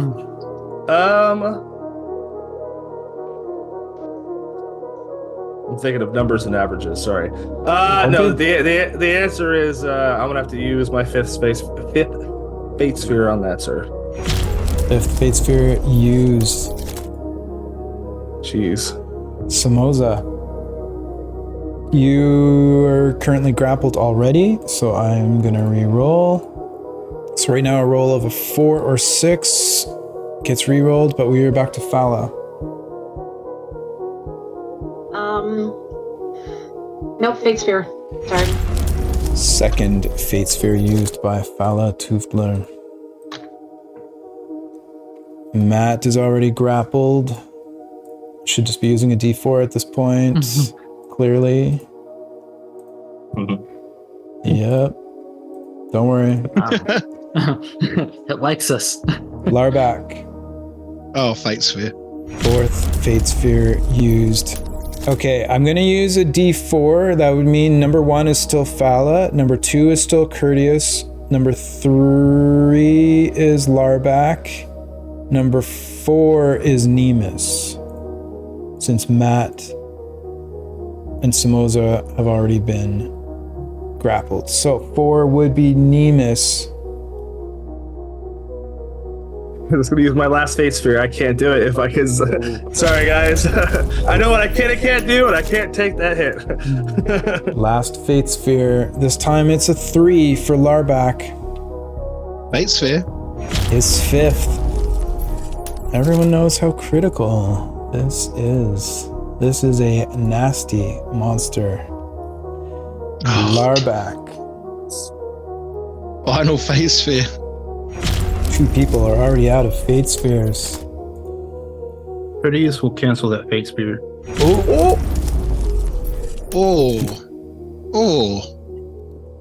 All right. So Courteous uses his 4th? Correct. Meaning the attack stays with Larback.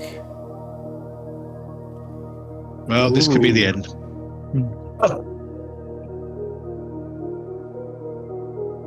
32 to hit. Solid. Glad that monster's on my side.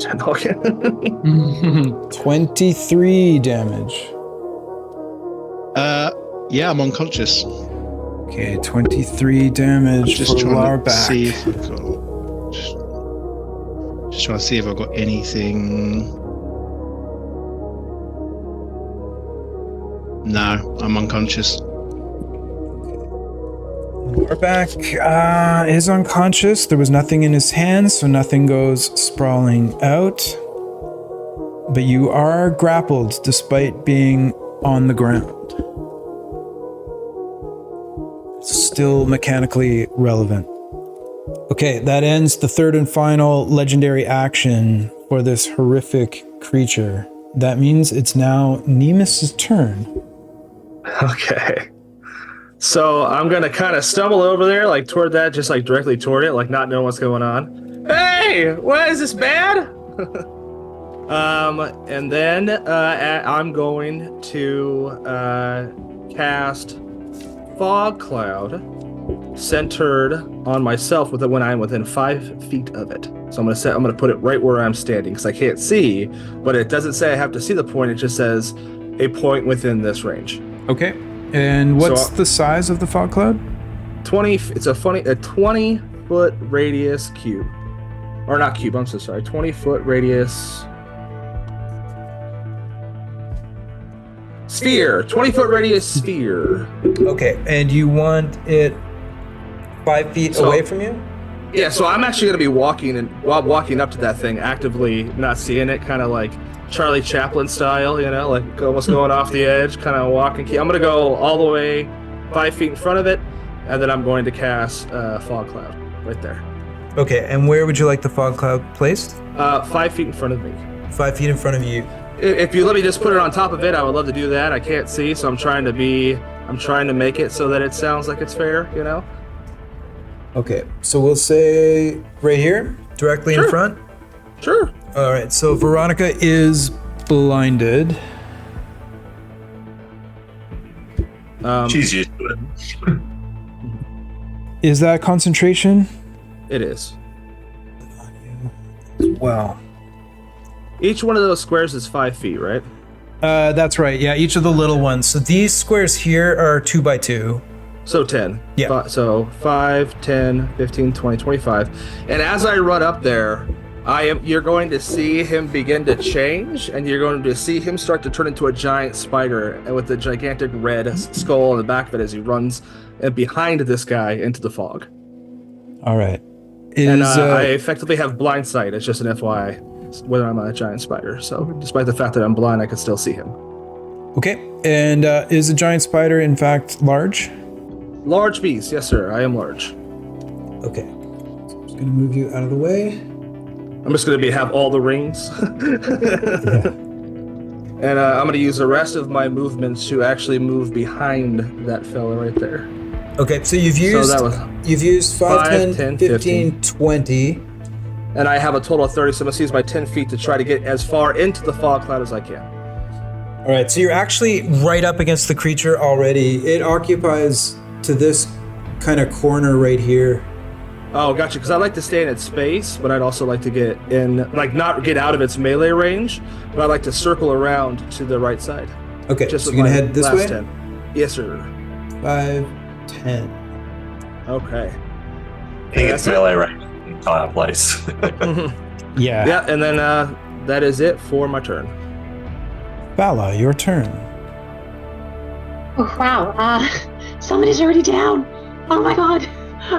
Nemus, you're so glad you're blind. All right, so I'm still on Kukin. First order of business, I'm going to cast Heroism on myself.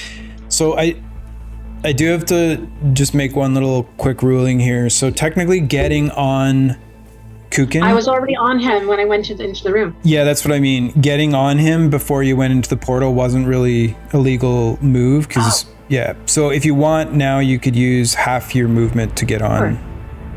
Yeah.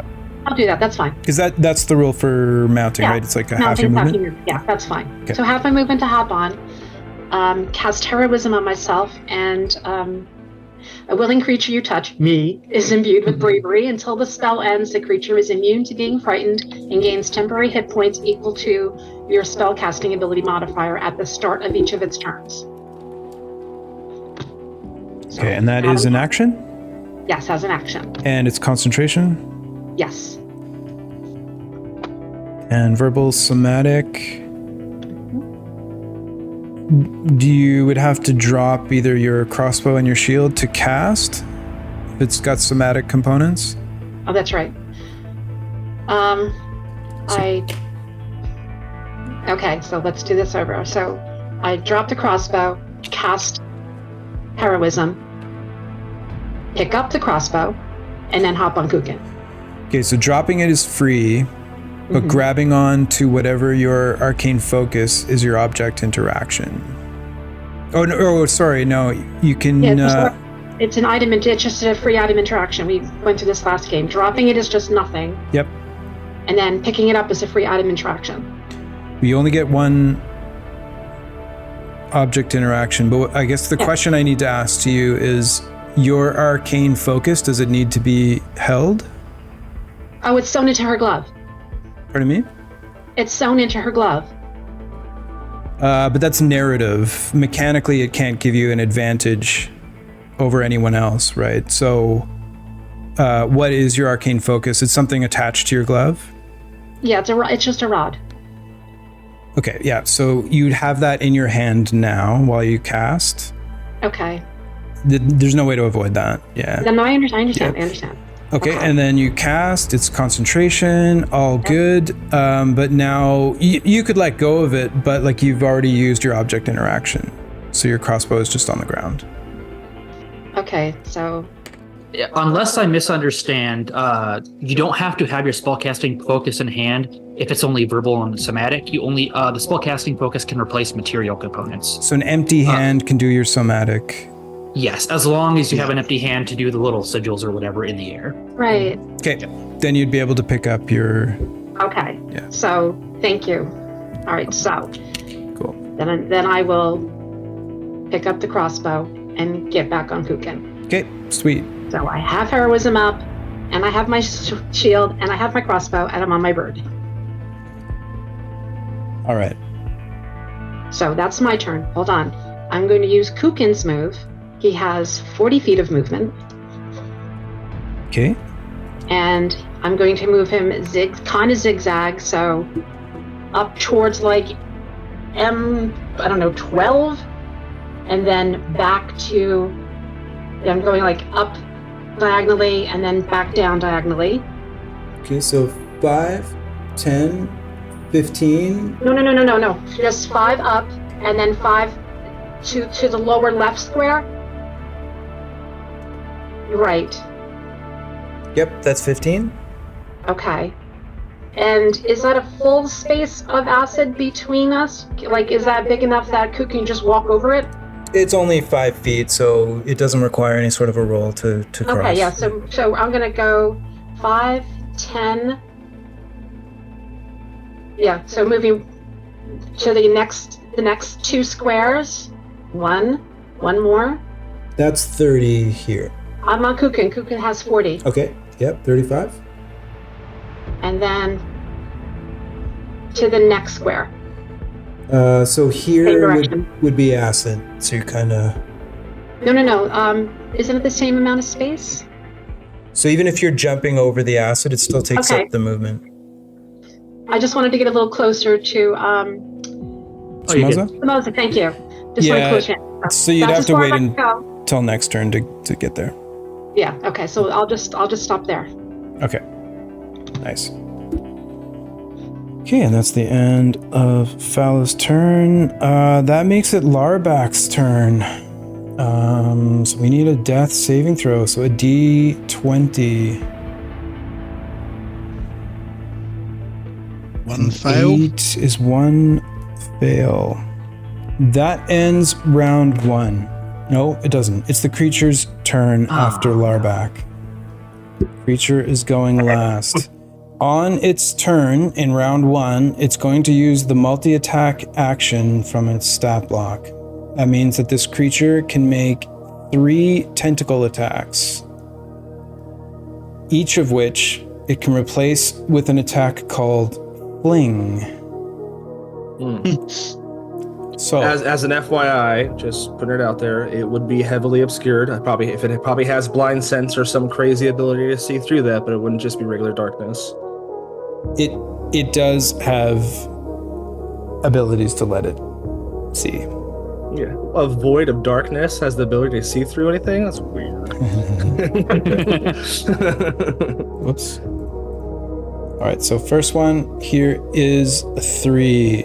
So Larbak is out of Fate Spheres, so since he is already grappled, he gets flung.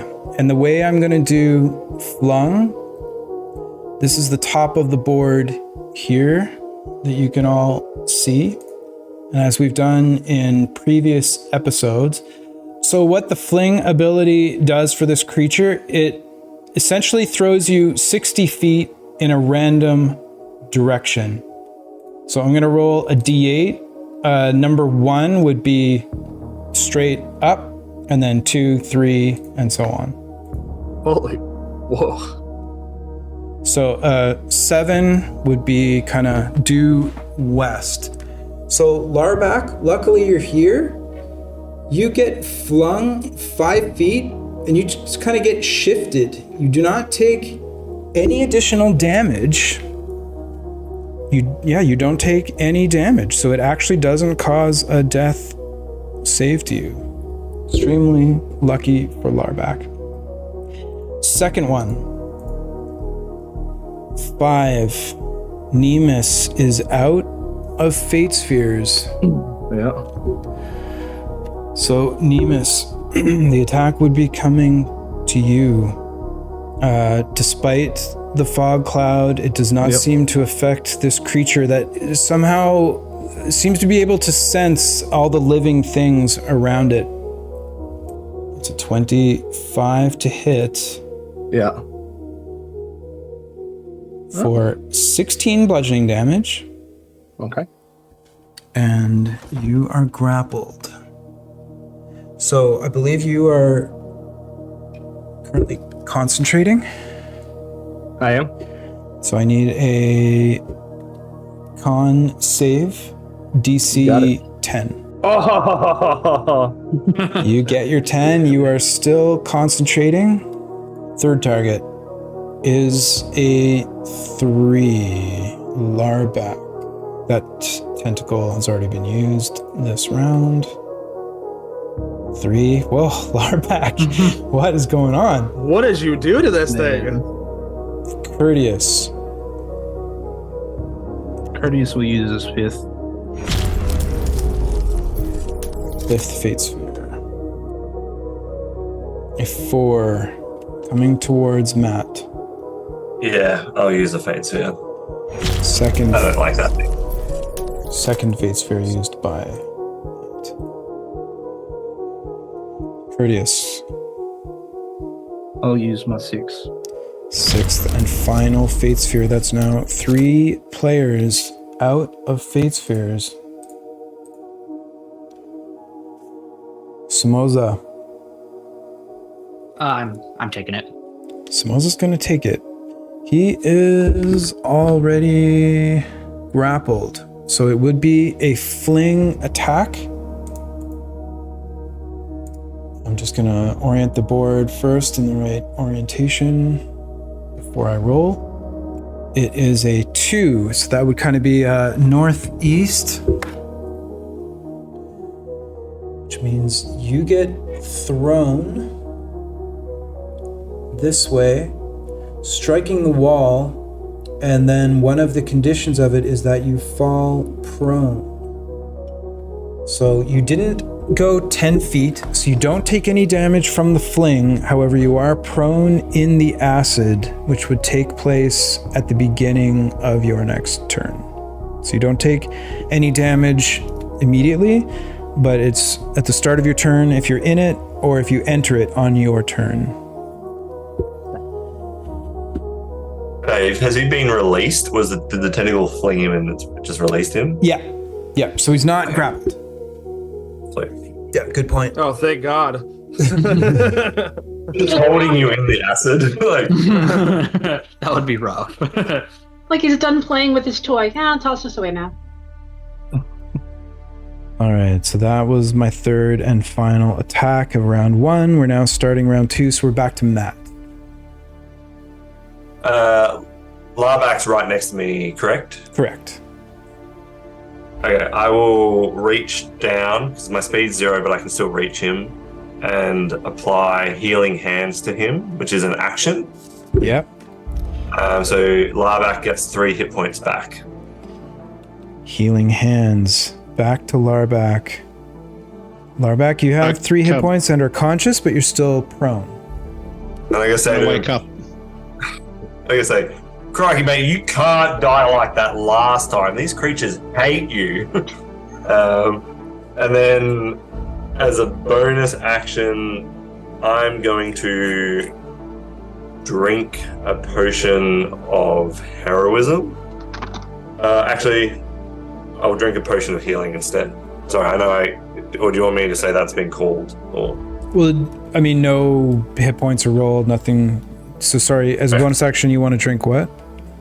A potion of healing. Okay, potion of healing. I'm not in a good state. So that's 2d4. Plus 2. And I'm grappled, so I can't move anywhere. Sorry. And then that's my turn. I'll just roll that now. It's 10. Hey, Maxed there it you go. out. 10 HP back for that.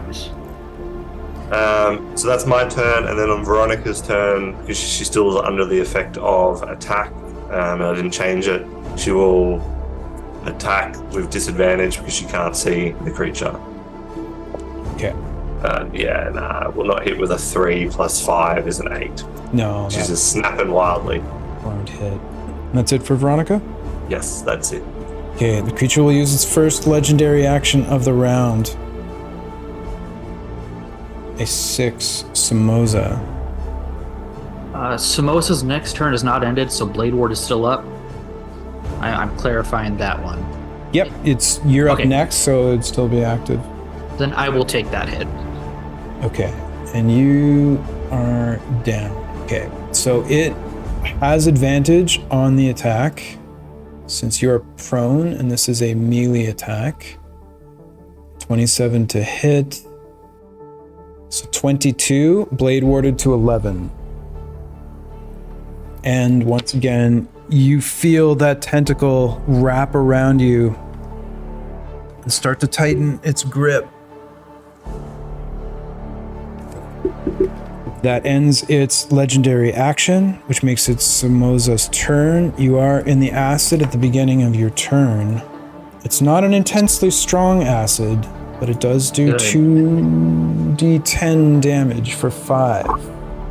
There we go. Ooh, that was scary. And it's now your turn. He's not sinking in the acid, right? He can stand up with half of his movement speed. Yeah, you Yes, feel correct. yourself laying on the ground. It's not deep. It's Okay. just You're like grappled? 6 inches deep. Okay. Dave, do you say he's grappled? Doesn't that mean 0 speed? 0 speed, yeah. I thought you said I Grappled, was wasn't he grappled flung? when I was flung. You Yeah, were. this is the legendary action. But he just made an attack on you. Yeah, the tentacle hit you and Oh. re-grappled you. Yeah. That's a good point, and that hurts. Samosa will bonus action re-up his form of dread. Go ahead and roll your hit points for your temp. It's all right. Samosa will then action to Blade Ward again, Action blade ward again. and he will say, I think it is best if we take defensive positions. That's the end of Samoza's turn. that is the end of Samosa's turn, yes. All right. Then the creature will use its second legendary action of round 2. This time it is Larback. Yeah, this is a new round. Samoza was the target of the first legendary action, right?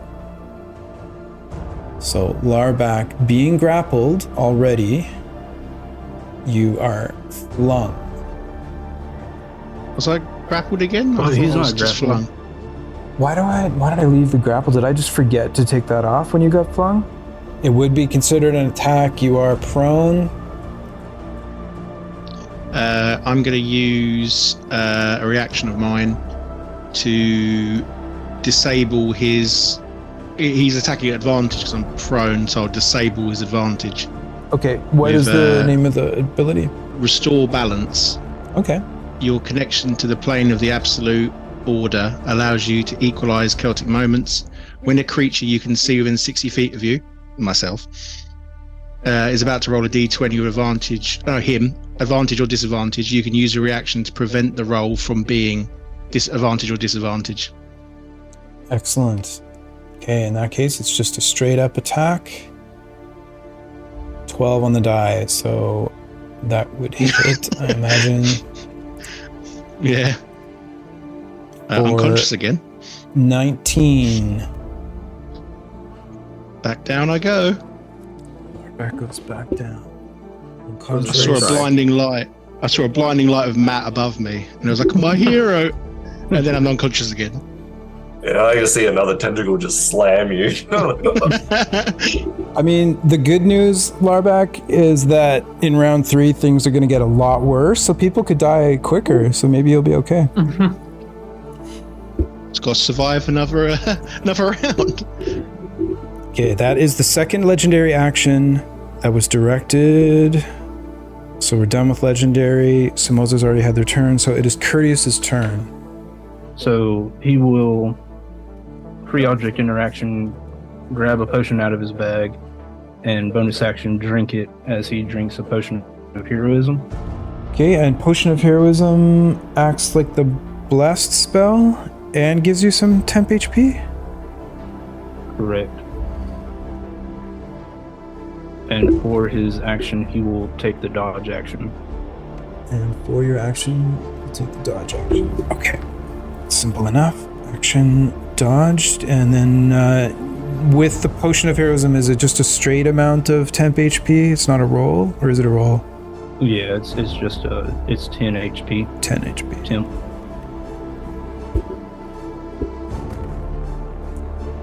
That ends Courteous's turn. It means it's time for the third and final legendary action for the creature. As his tentacles continue to writhe around, this time one takes aim at Fala. Nope, Fate Sphere. Fate Sphere, her third Fate Sphere is used. 6, Samoza. Absolutely take that. Bring me out of the acid. Samoza's gonna take it. Alright, since he is grappled, you are right, it is going to be a fling. D8 for the direction of the fling. It is an 8, which is going to be northwest. Dave. Sorry, Dave. Larbeck had a question. Yep. With the legendary actions, wasn't it if it grappled them or not, but it threw on its turn? Because we re-rolled last time whenever it hit someone again. So the legendary action is either a tentacle or a fling. So what I've been doing is, if they're not grappled, it's a tentacle attack. If they are grappled, it's a fling. So it was just the first round, which it was just reaching out for everyone. Yeah, exactly. Yeah. Okay. All right. Okay. Fair enough. I tried. Yeah, it was just grapple in round 1. Now it's grapple or fling. And it's got people. Alright, Samoza has already been targeted though with a legendary action this round. I've got it marked. So it was Samoza and Larback, so actually I do have to re-roll.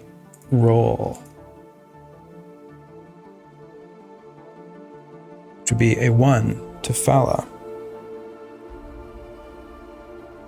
Nope, Fate Sphere. That is Fala's 4th. Now it's a 5 for Nemus. I felt that one coming. I knew it was there.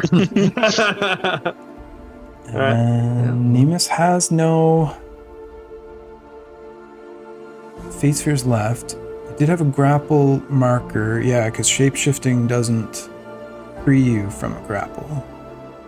So it's a fling for you. So or it's a spider. That is a 7. So straight west, 60 feet. You're going to be moving 5, 10, 15, 20, 25, 30. So 30 feet as you slam into the wall.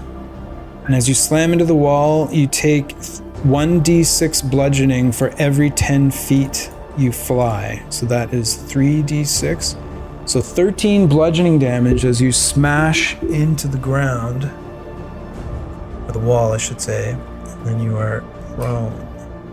You see he hits the wall, you see him kind of like slide down, and then he turns back into Nemus. Whoa! What happened? Back into Nemus. Ow! Yeah. And I need another concentration check, another DC 10. Sure. Is he still grappled as well, Dave? No, he's not. 7 is not going to cut it. What was it that you were concentrating on? Fog cloud. Fog cloud.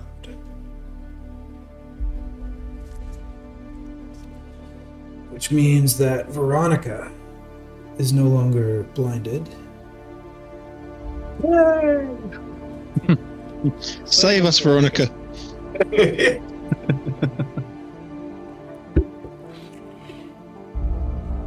Okay, and that resolves all of that. Legendary action. There's no more legendary actions. It's now Nemus's turn. Okay. So I'm gonna use half my action to stand up, Okay. or half my movement to stand up.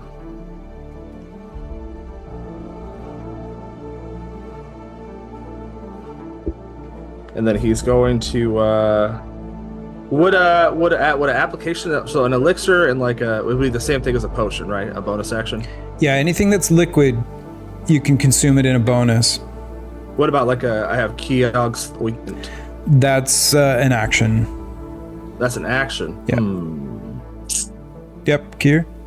I believe Keodom's ointment can be applied or drank in the text of the item. Oh. Yeah, it can be consumed, but it's a salve. So with Keodom's, we've said all along that it's an action to consume it. Gotcha. Okay. Yeah, so it can be applied or consumed, but it's like a cream, you know? Gotcha. Yeah. So as a bonus action, I'm gonna drink a potion of healing then. Okay, bonus action. So 6 back to me. 6 back. As my action, I am going to toss a 2nd level guiding bolt at this jerk. Alright, let's have that attack roll. Alright, here we go. Come on. So this is at disadvantage because I'm blind, so I'm gonna... Actually, is it control for... Yes, there we go. There you go. Hey! Nice. Okay, yeah. So an 18 is enough to hit. So your guiding bolt streaks out, striking the creature's center of mass. Go ahead and roll your damage. And as that radiant damage impacts into it, you see its tentacles kind of like flitter and start moving rapidly, and you can tell that it reacts very negatively to that radiant damage. There you go, 15 right at it. 15. I believe that is the first bit of damage that this creature has taken. Where's a paladin when we need one? I'm just, as the end of my action, I say, are we doing good? Is this good? Are we doing good? You get a muffled scream back. Oh, I think I got him and I can't see. What are you guys doing? Okay, that makes it Fallow's turn in round 2. Okay, still on Kukin. I'm going to hop over to my left, closer to Samosa. Yep, 5, 10, Okay. 15. I know I can't lift him. Dude, I'm so sorry, I can't lift you.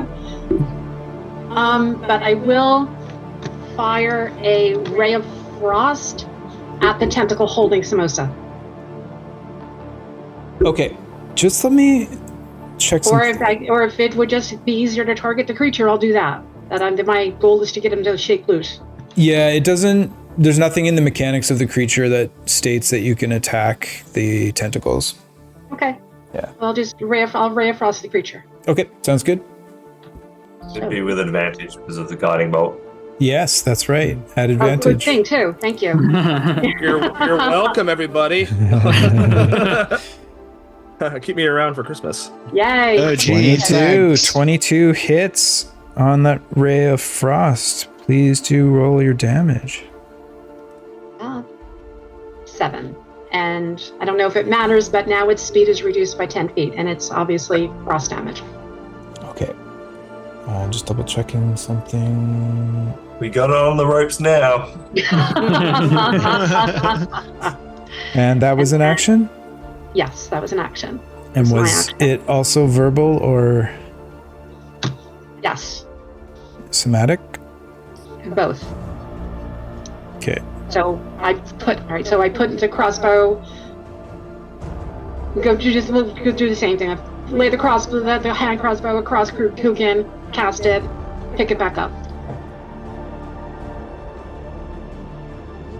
Yep. Got it. And then Kukin's not going to make any action, Okay. but out of my lab coat flies a tiny little robin, and that is Valdahoon. And Valdahoon is going to try to hit. It's a range attack for him. So +4 to hit. Where do you want?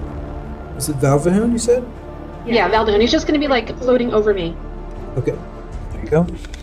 All right. It's an advantage, right? Okay, so. It was only on the next attack, so it's a straight. Oh, okay. Yeah. So it's 22 to hit. That hits. And he does. Hold on. Range. It's not much. He has 1d4 plus 2. And that's a bonus action to use that, is it? No, it's its own action. Okay, even like producing it or whatever? Like it just. You have your own. He action? was already in my pocket. Yeah. He was infused. Okay. So it's 5 force damage. 5 force damage. All right, got it. And the good news is though, Samosa, since Kukin is next to you, the creature's got disadvantage to hit us. Is it just within 5 feet? Because he's actually in this square, just to be super clear. Yeah, sorry. Oh, all right. Here. The mini is flopped over, but like the base is there. Oh, okay. Then I'll just move within 5 feet of him. Kukin hasn't moved yet, so I'll just move within. I still have movement. I'll move within 5 feet of him. Okay, no problem. And then Valdahoon just flies back into my pocket. Okay. Now everybody's done. Larback, I need another death save. Come on, man. Here we go. For God's sake. 3, One fail. It's the end of Larback's turn, and it is now the creature's turn in round 2. So for round 2, it's still just continuing with the tentacles, but you guys can see, or at least sense, that within this shadow in the center of all of the tentacles, even though you're looking at it, it only appears to be two-dimensional black shadow to you. You get the sense that there is this like gaping maw that is now opening, and the presence of this void is much stronger, and the tentacles start to bring things up towards this mouth. So the first one is going for Fala. Nope. I'll fade straight ahead again. Okay. 5. This one is going towards Nemus. No fate spheres left. 15 is a 32 to hit. So the damage on that one would be 25 bludgeoning coming towards you. He does not look good. That basically smashed him into the wall. Second attack of the multi-attack. As another dark shadowy tendril whips around. Nemus has already been hit, so it's not coming to Nemus. That would be Samoza. I would like to fate sphere that roll. Samoza's second fate sphere. So still the second of 3 attacks. Ouch. And it's back to Samoza. I'm not fate sphering again. Y'all take that. All right, you're gonna take that one. You're blade warded currently, but nothing affecting the attack roll. He's prone, but the cassowary is next to him. So Right. it's cancelled out to a straight roll. Yeah, good call. But you are grappled, so this would be a fling, right? Yes. Yeah. Yeah. Okay. I'll redo that roll because I think I did it at it. No, it's 14. That's a straight roll. 31. So it hits. It's a fling. We'll reorient the board. Do a quick D8. This time it is an 8, which is straight north. So you are picked up and whipped 60 feet from this square. 5, 10, 15, 20, 25, 30, 35, 40, 45, 50, 55, 60. Good news is you're not in the acid. Yay. Yay. But you did strike a hard surface after moving 60 feet. So that is 6d6. So 6d6 of bludgeoning damage as Samoza is whipped across the room, slamming into the floor for 17 bludgeoning, but his blade ward drops that to 8. Does that drop, or do I take the bludgeoning from a weapon attack? Oh, no, it's not a melee weapon attack, no. Okay, so then I take the full damage on that. Yeah. However, I do have a question regarding that. Are any of those dice roll a 6? Are any of these dice a 6? No. Can you guys see those dice popping up there? I just see a 4, a 4, a 4. Yeah, it's 4, 4, 4, 2, 2, 1. All right. In that case, yeah. Okay, I'll take full damage, and I am knocked unconscious over there. All right, so Samoza is down, knocked unconscious. I do also get to make a roll, though. Because I am dropped unconscious, or dropped to 0, I can make a charisma saving throw. On a success, I would drop to 1 HP instead. Okay, and what's the DC? 5 plus the damage taken, so I need to hit a 22. All right, go ahead. Jesus. Okay, I will roll this now. Okay, not a hit. All right. So I am dropped unconscious. So the third attack for the creature is coming towards Fala.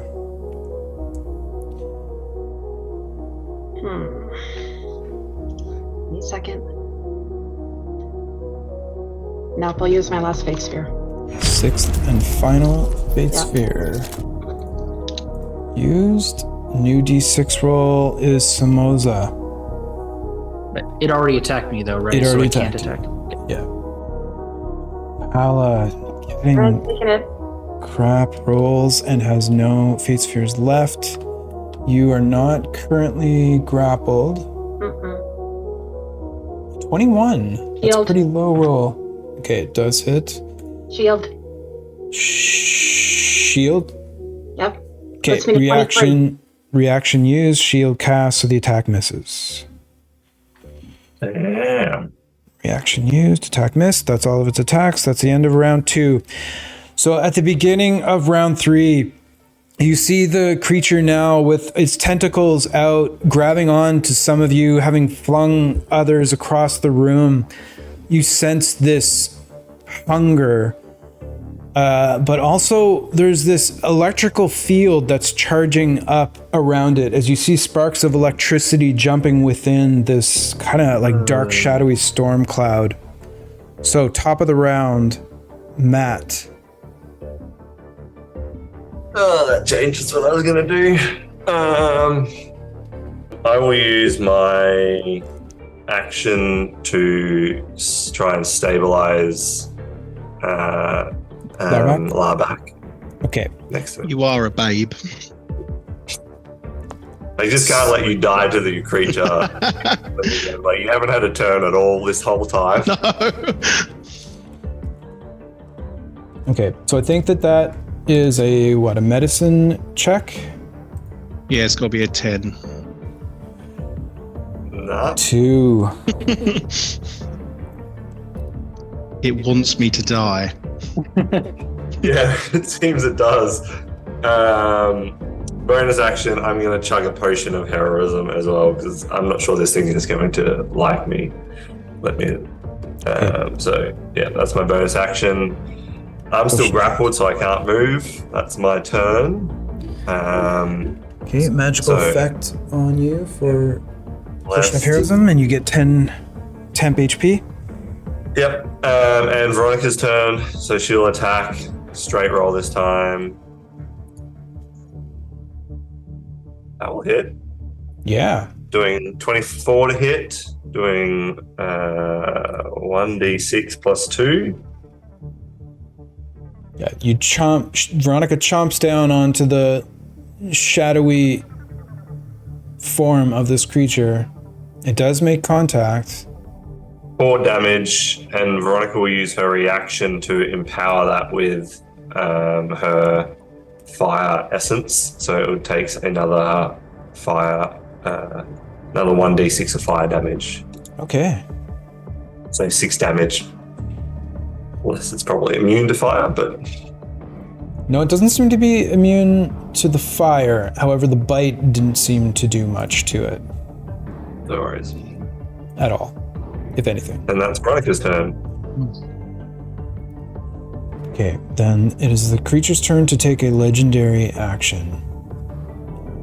This one uses 2 action points of the 3, and it's called Lightning Storm. I'm going to give away the creature name here. The Kraken magically creates 3 bolts of lightning, each of which can strike a target the Kraken can see. Now, this is a modified Kraken with other stuff going on to my homebrew world, thus the shadowy figure and the true sight and those types of things. 3 bolts of lightning, each of which can strike a target the Kraken can see within 120 feet. It is a DC 23 Dex save. So, first bolt of lightning is heading towards Courteous. No fate spheres left. All right, I need so a dexterity saving throw. I do get a D4 added to that. Okay. From your heroism? Yes. Okay, D4 doesn't But matter. you You said can't 23, get to yeah. the 23. So that means that you take 24 lightning damage. Second bolt of lightning. That is a 3. Larback. Larback is down. And grappled. And grappled, yeah. So just double checking with the tentacle. So you're grappled, but you're also restrained. Like the tentacles grapple you, but you're also restrained. I can't save against it anyway. Yeah. Just double Maybe checking. it will hit itself. So restrained, yeah, disadvantage on dex saves, but you can't make them because you're down. Okay. So damage on that one is a grand total of 19. Didn't kill me outright. Didn't kill you outright. All right, so one more death save fail, which is 2, I think. Yeah, I'm hanging on by a thread. And then the final bolt of lightning from within. You were already attacked. Weep mercy. Courteous was also already attacked. Yeah. Fala. So Fala has no more fate sphere. So Fala, I need a dex save. DC 23. Oof. 16. As you are struck in the chest by this black lightning that shoots out from the creature. And as a reaction, I'm going to read my Absorb Element spell scroll. Okay. You've already used your reaction to shield. Oh, yeah, that's right. Oh, that's right. Right. Yeah. Okay, Actually- 26 it is. 26 lightning damage. That ends the first of its legendary actions, but it occupies 2 of the 3. We're now moving on. It's Samoza's turn, who is currently prone. And unconscious, so we need a death save roll. Right. As he is a reborn, all death saves are at advantage. Yep. Looking for a 10 for Samoza. I'm looking for a 20, but I'll take a 13. So a success keeps you alive for the moment. And can do nothing else on his turn as he's unconscious. Which means it's now the creature's final legendary action, which is going to be a tentacle or fling, because it's the only thing it can do with one legendary action. And that is coming towards Courteous. Right there. So Courteous is not grappled, so it'll be a tentacle attack. And I did dodge my last turn. You dodged on your last turn? Yeah, dodge action, so it's at disadvantage. It was a natural one. That's a natural 1. So it missed. Even though it's a plus 17, it is still a natural 1, which is an automatic miss. So that tentacle does not hit Courteous Vice. You Very little lucky. son of a gun. And Courteous, it is now your turn as this tentacle of black shadow, you manage to duck out of the way as it brushes past your head. Yeah, so Courteous will pull a potion from his hip and bonus action take a potion of greater healing. Bonus action, greater healing. 13 HP back. And he will take the dodge action again. Dodge action. Not wanting to mess with this creature, not taking any chances. It is now Nemus' turn. Okay, so I'm grappled. I'm not looking too good. Blood is like all over the place. You see me say, "Sorry, Mom, I gotta use it," and I reach in my pocket and I take out Keok's ointment, but it's my mom's. I don't know, hot chocolate or something, and I just drink it out of like a little thermos. And then, yeah, I'm gonna roll that here. So 11 back. Okay. And then I'm going to use my last wild shape to wild shape into a brown bear. Okay, brown bear wild shape. Is that a large or medium creature? A brown bear is a large creature. Large creature. With lots of HP, which is the important part. Yeah, sure. Okay, no more legendary actions. That makes it Fala's turn. Unless you want to move, Nemus, or I probably can't move when I'm being grappled by it, right? But you're not grappled, are you? Oh, did I get? I thought I got grappled when he hit me last. I may have missed putting the grapple on you. Yeah. You got flung. Didn't you get flung over to here? No, That's how you got over here. Well, yeah, he got flung a while back, but I think I'm grappled right now. Yeah, he got flung, which lost the wild shape, then he got hit with the tentacle before, so he's grappled. Yep. We had a very descriptive you getting smashed into a wall and spitting up blood. Yeah. So I am grappled. I knew I was, for sure. And then, so I can't move because I'm grappled, right? And I have to take an action to break the grapple?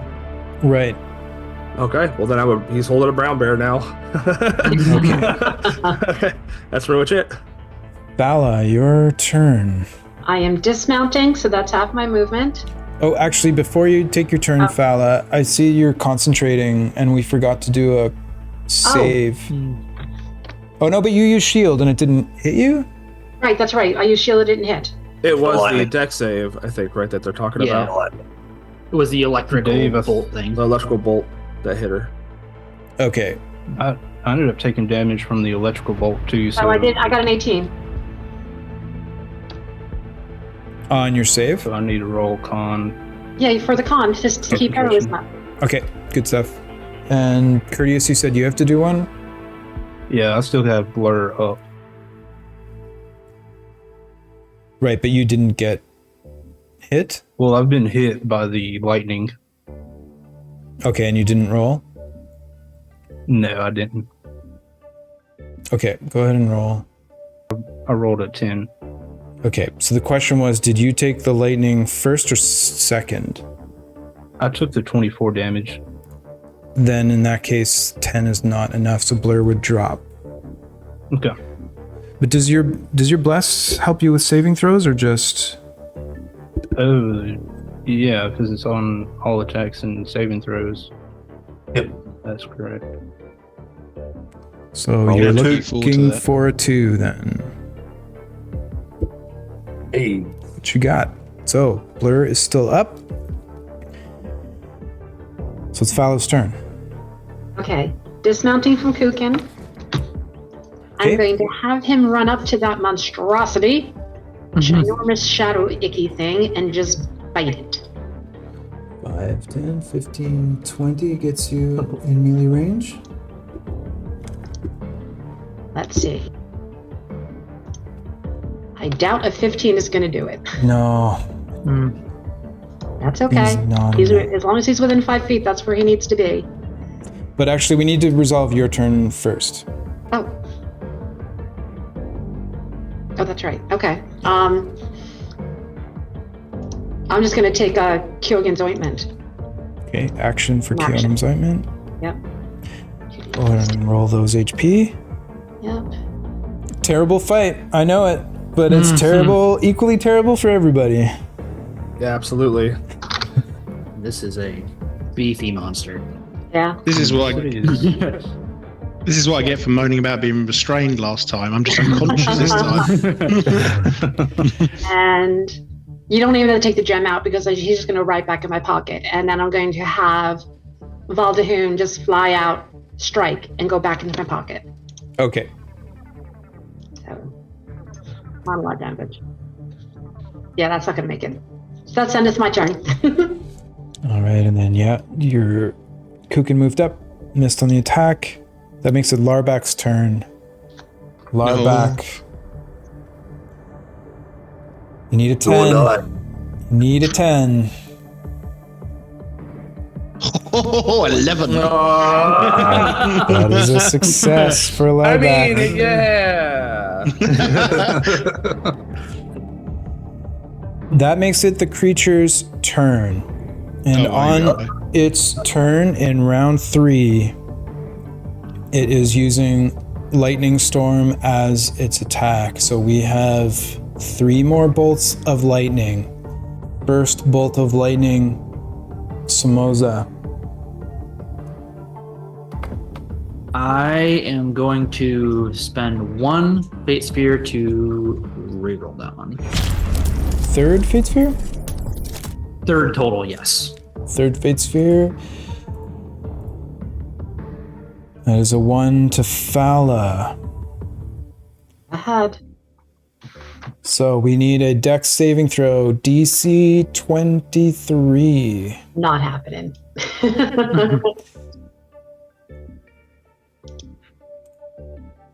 As you were struck once again for 23 damage this time. And I'm now using that spell scroll to absorb elements. Okay, absorb elements, giving you resistance to lightning, dropping it down to 11 damage. Okay, second of 3. 5 is Nemus. Dex saving throw. You are restrained, so you would have disadvantage on this. Oh, I mean, I didn't even think I was going to roll. Let's see. Yeah. I could totally make it. Here we go. Boom. And then disadvantage. Oh, yeah, no. Sorry, I rolled 2, but yeah, not even. I couldn't make it if I wanted to. 4d10 lightning damage. 30. Wow. As a bear, I can't use spells, darn it. So it shocks me, but I'm still a bear, which is Still nice. a bear. Okay. That one went to Nemus, the brown bear. 3rd and final lightning attack. A 2. Courteous. Need that Dex save. Yep, not happening. Not high enough. So with that lightning damage, that's a lot of 2s and 1s here. Can't see the damage. Clicking on the die button. 9. Only 9 damage on that. Wow. Dice gods are with Courteous. Wow. They're cruel. That was the end of round 3. We're now starting round 4. Creature has all the legendary actions back. And it is top of round 4. I'm going to say right now, things are going to get really nasty now. So, Now. Oh, thank God! I was really wondering when it was going to start hurting. Matt, you are up.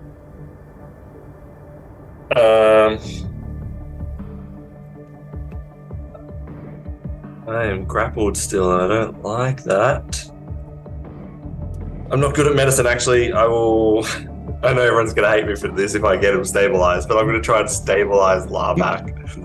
Okay. It's your action. That's all right. Yeah, another wisdom medicine check, please.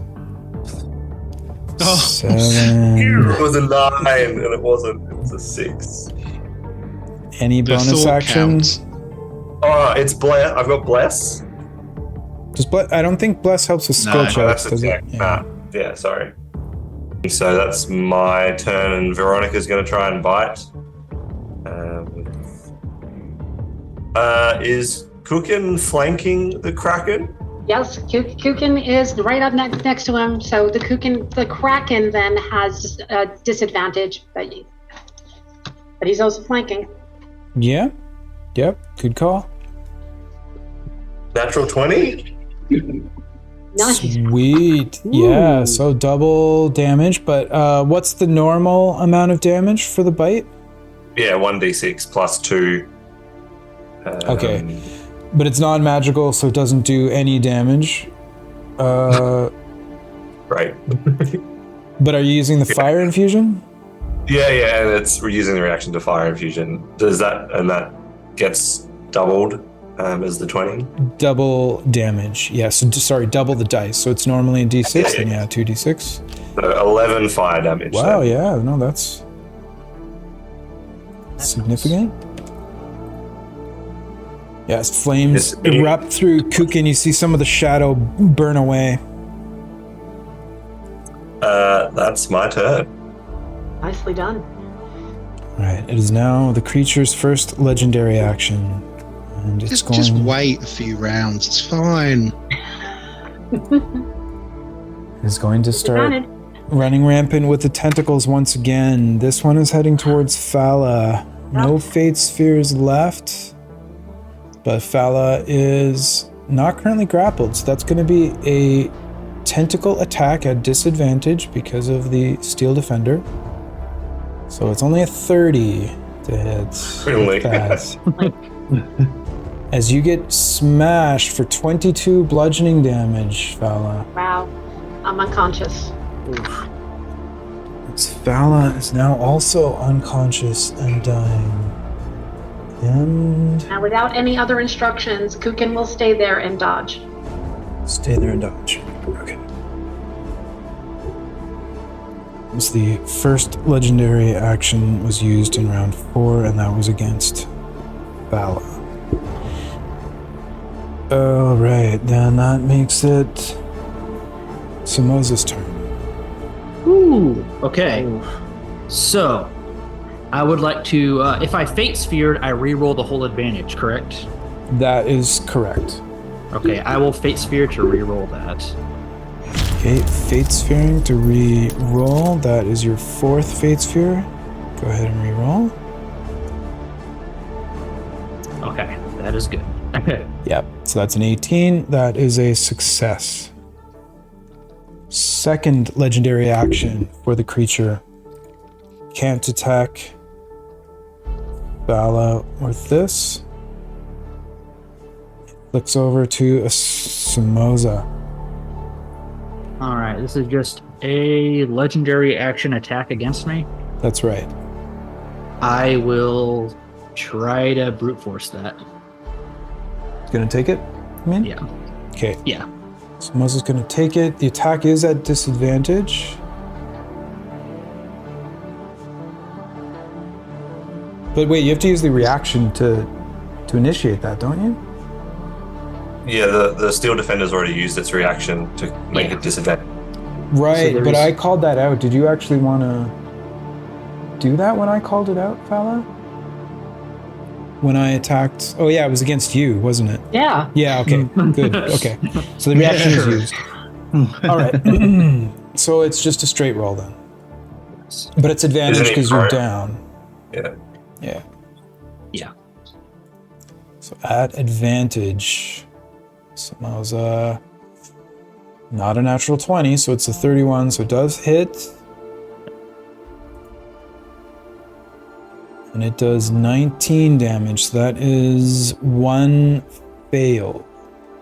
Is this a melee attack or a ranged attack? Well, it's a melee attack, but I think with that whole double thing, I have to be within 5 feet of you for it to be a crit. Yeah. I should not have. Yep. I forgot about that too. Yeah. I think in order, it doesn't matter if it's ranged or melee, but it has to be within 5 feet. But now Samosa is grappled, which is very significant. Mm-hmm. That was the second legendary action, and that was Samosa, which brings us to Courteous. Courteous would like to cast Chill Touch and spend a sorcery point to twin that. Okay, twinned, and are you doing 2 separate targets? Yes. What's the first target? First target would be Larback. Okay. So that And is at disadvantage. at advantage because he's unconscious. However, he is still prone, so that makes it Be disadvantage. straight. So that makes it a straight roll. Yeah.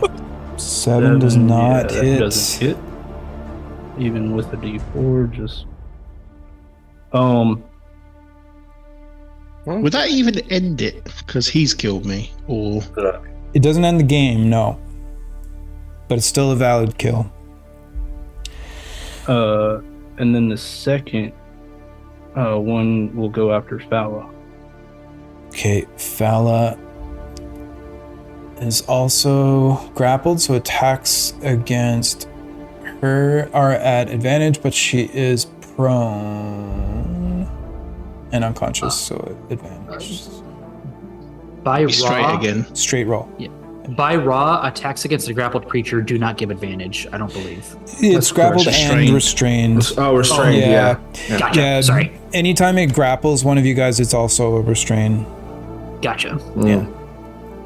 Okay, so So it's still a straight roll because it's prone and restrained. Straight roll, 20. Does 20 hit unconscious Fala? Yes. It does. Okay, so 1 death save fail. We've got 3 contestants in death saves right now. Nailbiter. Okay, Courteous. So that was a sorcery point. That was a twinned chill touch. correct. And that was your action. Correct. Okay, anything else you would like to do? That'll be all. Third and final legendary action for our modified Kraken. This attack is going to Nemus, who is already grappled. Dang. So in round 4, so I already have my chart of what the creature's going to do in every round. So in round 4, you're already grappled, so it is a fling. I need to roll something here. Yeah, I need to roll a 50-50. If it's even, it's a fling. If it's odd, it's a bite. Oh, thanks, Matt. Okay, so what did I say? Even, fling, odd, bite? I guess so.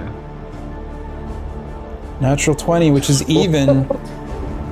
That would be a fling. Okay, so Lucky. that is very lucky for you, Nemus, that you are flung. We're orienting the map here, doing a D8 to see what direction you get flung. That is a 1, straight north. So you are thrown. It's a bear being large. You are thrown this way. 5 feet, and then you smash into Larback. But because you didn't move 10 feet, it does not cause any damage. And you are a large creature, so you don't fall in the acid. So neither one of you takes any damage. You don't move. However, you are prone, though. You are prone. That is best possible scenario right there. That is the best possible scenario. So this is either torturing me or I'm getting very lucky. Okay, so that was the final legendary action, and that was against Nemus. So it is now Nemus's turn. It's the gentle bear slap. Let's see. But you are grappled and restrained. Oh, even after he flung me? I thought he let go of me. Oh, yeah, he flung. You're right. Good call. Yeah, you are no longer grappled or restrained. Okay, but I am also a bear, which is not that great thing. I am going to. So I'm going to use my combat wild shape, a level 2. I'm going to spend 2 slots to regain 2d8 hit points. Okay. And combat wild shape, is that still a bonus action for you to do that? Or is it an action? Let's see. I hope it's a bonus action, Brad. A bonus action! Yay! Okay. Oh, no, wait. Yeah, it is a bonus action. Cool, so I have an action. So I'm going to do those twice. So 1, 8. Thank you. Thank you. Okay, so 8 back on the first one. 2. Okay. And 3, so total of 11? Yep. So, and then as my action, I'm just going to take the dodge action. All right, sounds good. No more legendary actions. That makes it Fala's turn. Fala is unconscious, so we need a death save. Looking for a 10 or a 20. 18 is a success. That brings us to 1 success and 1 failure for Fala. It's now Larbak's turn. Need a 10 or above. Looking for a 20.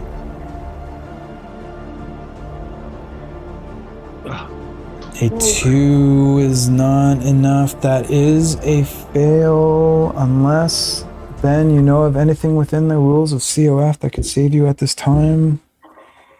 No, I've got no fate spheres or anything, so... No, there are not a lot that. of people with fate spheres left at this point. And that's the case. I am sorry, but Larbak has been eliminated from the Crucible of Fate. And just for Cole, it's again! So, at this moment, portals open beside all of you. And as a free action, I will ask you in initiative order here. Matt, do you go through the portal? Yeah, I will glance sorrowingly at Larbak and whisper goodbye as I step through. Matt has left the game. Samoza, do you go through? Samosa's mouth forms into a smile and he goes through. An unconscious smile. Yes, he just had a really good dream that he didn't die. Courteous, do you go through? Proteus goes through. So, Dave, does Veronica also get a portal to go through? Yeah, the pets are extraneous. No offense. Nemus, do you go through? That's me. Who's next to me out of curiosity? That's Larbak. Oh, okay. Yeah, then I'll definitely go through. Nemus goes through. Just as paw up, bloody bear. Does Fala go through? Oh, hell yeah. And Kukin's going to automatically just drag her through. Okay. And everyone else has left the Fuck this field. guy. In that case, the game has come to an end. And yeah, Larbak, sorry, Ben, we're going to have to say goodbye for round 1 here for season 1. But great game, man. You had like tough luck in both episodes, but well played. And hey, you kept your spirits up throughout despite the bad luck. It's been a pleasure having you on the show. Larbak's an awesome character. Looking forward to seeing you playing again, man. Yeah, definitely. Thanks. Well done, all. Yeah, man. Okay. Have a good one, man. See you Man, later, we really man. appreciate you. Take care. Cheers. See you later. Yeah. Nice clarify. See ya. And with that, you all return to the Fate's Hand Tavern in various states of fucked upness. After surviving an encounter with not only a CR23 Kraken, however, I would say a CR24 or 25 Kraken that has some additional abilities here. Super nasty. In round 4, anyone that was being grappled, if they rolled a bite, they were swallowed instantly and the damage was immense. So anyone that got swallowed, it was a good chance they were dead. If not immediately, they would have been dead the next round for sure. So lucky, Nemus, that you did not get swallowed there. Back in character, you see Theramgul standing there. He doesn't actually have a smile on his face. He looks at each and every one of you. The ones that are unconscious, he kind of walks by and just bends down and gently just kind of touches your forehead. And looks at those of you that are still conscious. You see, things not of our world can be very, very deadly. At least now, all of you are aware of what is waiting and lurking in the darkest recesses of your material plane. For now, they are locked up because of some magic that has been propagating your world for quite some time now. However, this magic is failing, and soon all of these entities, perhaps not quite as big as this one, will be unleashed and awakened and freed. So it is important that the winner here gets away and warns everyone. Now I am keeping a close eye and learning all the time where these concentrations of this pure world-eating evil resides. These dark entities I have come to call obscuri.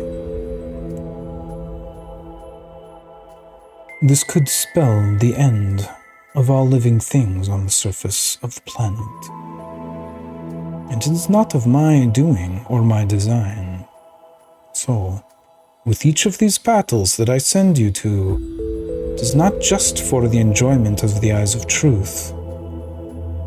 There are opportunities for you to prevent further damage in each of these cases, should you be strong enough. But enough of that heavy stuff. It is a time of celebration now, for the 5 of you have survived this encounter, and you are to be commended. It is by far one of the most difficult of the Crucible Hunter and Hunted games, so I commend you. Well done, well done. And I now give you an opportunity to rest a while. And out of character, that is the end of part 1 of episode 20. Congrats to all of you, Michelle, Shane, Paul, Eddie, Kier, good job. I know it was rough and a lot of you got smashed, but like I always say, it is equally rough for all. Well done. Anything anyone wants to say, actually in character or out of character? Out of character, I want to say great game. Oh, yeah. Yes. Yeah, great game, everyone. All you guys are wonderful. In character, Nemus pulls up his bear paw and he goes right to Theramgul because he can't speak. Except you're looking the other way because you can't see. Yeah. Where you are? Fowler goes over to Nemus, starts petting the bear. It's okay, I'm with you. This guy. Yeah.